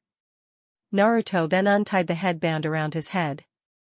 He placed the headband on Sasuke's chest, then picked him up bridal style. He walked towards the crowd. When he got near Sakura and Kakashi, he laid Sasuke down. Don't worry, Kakashi, I didn't kill your prized student, I just knocked him out. He should wake in an hour or so. He said, void of emotions. He cringed when he didn't add the sensei. With the exception of Jiraiya, they looked at him in shock, but he ignored it. He walked past everyone and went straight to Yumi, who was next to Konohamaru. I think we should get some rest. Let's head back to the hotel. Yumi looked at him. He had cuts and scrapes all over his body. Sakura walked up to Naruto and smiled. Naruto, you're injured, let me heal you. Sakura went to place her hands above his arm to heal the cut, but he slapped it away. He turned away, walked off. Sakura looked as his back moved away from her. Naruto. Please let me heal you. He stopped and turned around. He looked at Ino. If memory serves me right, Ino, didn't Haruno tell me never to speak to her again? He finally turned his gaze to Sakura. The only reason you want to help me now is because you feel guilty. I don't need your help. As far as I'm concerned, you're dead to me. Sakura felt as if a knife went into her heart. His words stung her. Tears were swelling up in her eyes. Naruto gave a smirk. Did my words hurt you? I'm glad now you understand how I felt. Sakura, you're pathetic.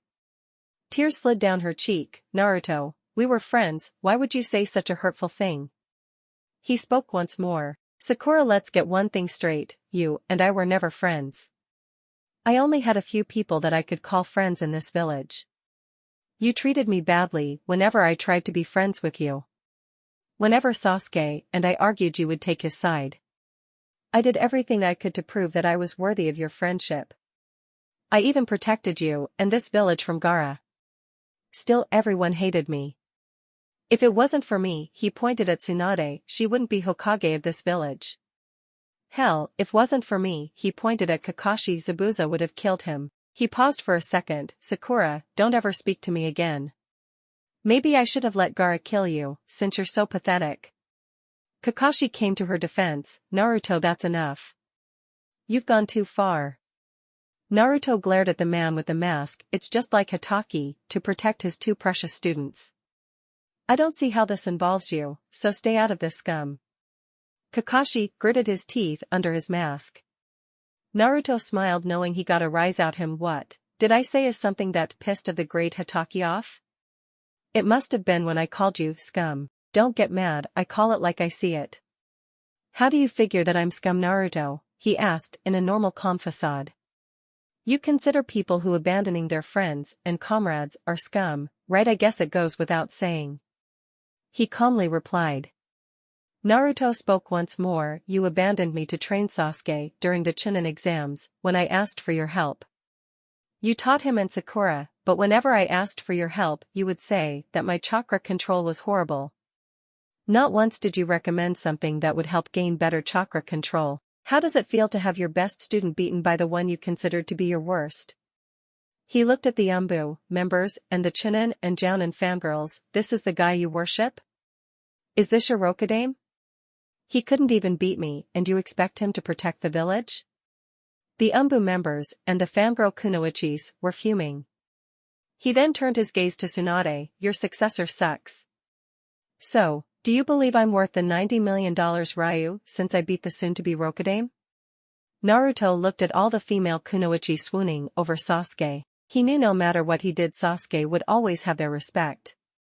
He proved that he had the strength to be Hokage, but he would never have the title. He knew that this village would never accept him no matter what. Sometimes he wondered why he didn't start his own village. He stored that thought. He might do that. Hey Hatake, when he wakes up, ask him how does it feel to lose to the dead last. Also, how does it feel to know that you can't beat me? Naruto was taunting Kakashi. Naruto, stop acting like an ass and stop being mean. Yumi said, slightly mad at him. For the first time, Naruto looked at Yumi with hate in his eyes. You only know them for a minute and you take up for them? They treat me like crap and it's okay, but I speak how I feel and I'm an ass. No Yumi, you're an ass for taking up for these people who probably want you dead just for being associated with me. Naruto turned around and stormed off, leaving Yumi shocked. Where are you going, Naruto? The concerned girlfriend asked. What does it matter? The words escaped his mouth in a sad tone. She turned to Jiraiya. Why is he acting like this? I never once saw him belittle someone. He always encouraged others to do their best. The Toad Hermit decided to answer. Many people in this village hate Naruto. I'm sure you know why, but we won't talk about that here. This village has done nothing to help him or make him believe in himself. True, he could have decided not to taunt everyone here, but, to understand why he acts this way to most of the people here, you will have to ask Naruto, Yumi. It's simple. When a person gives all they have to others and gets nothing in return, it's only natural they become cold and bitter to those they have given their all to. Everyone turned around to hear the unknown stranger speak. With his mini afro, black jacket, black pants, and black sandals, Shino had gained the attention of everyone. Tsunade looked at Sasuke. Kakashi, take Sasuke home, and everyone else go about your business. Everyone started to walk off. Konohamaru walked up to Yumi. Let me walk you back to the hotel, Yumi-nichan. Don't worry, Naruto-Nizan is going to be okay. Yumi looked up and smiled. I'm sure he will. I'm sure he will. Yumi and Konohamaru walked into the direction of the hotel. Shikamaru still was lying on the ground. The moon looks nice from here. Maybe I should get home. He thought it over for a second. On second thought, I think I'll wait here for a while. I already dealt with one troublesome woman today. I don't need to hear my mom bitch about me being lazy. I don't know how my dad does it. Being whipped is so troublesome. The lazy Jounin continued to look at the moon and the stars in the sky. Thanks for watching. Please like, share, and for the next part.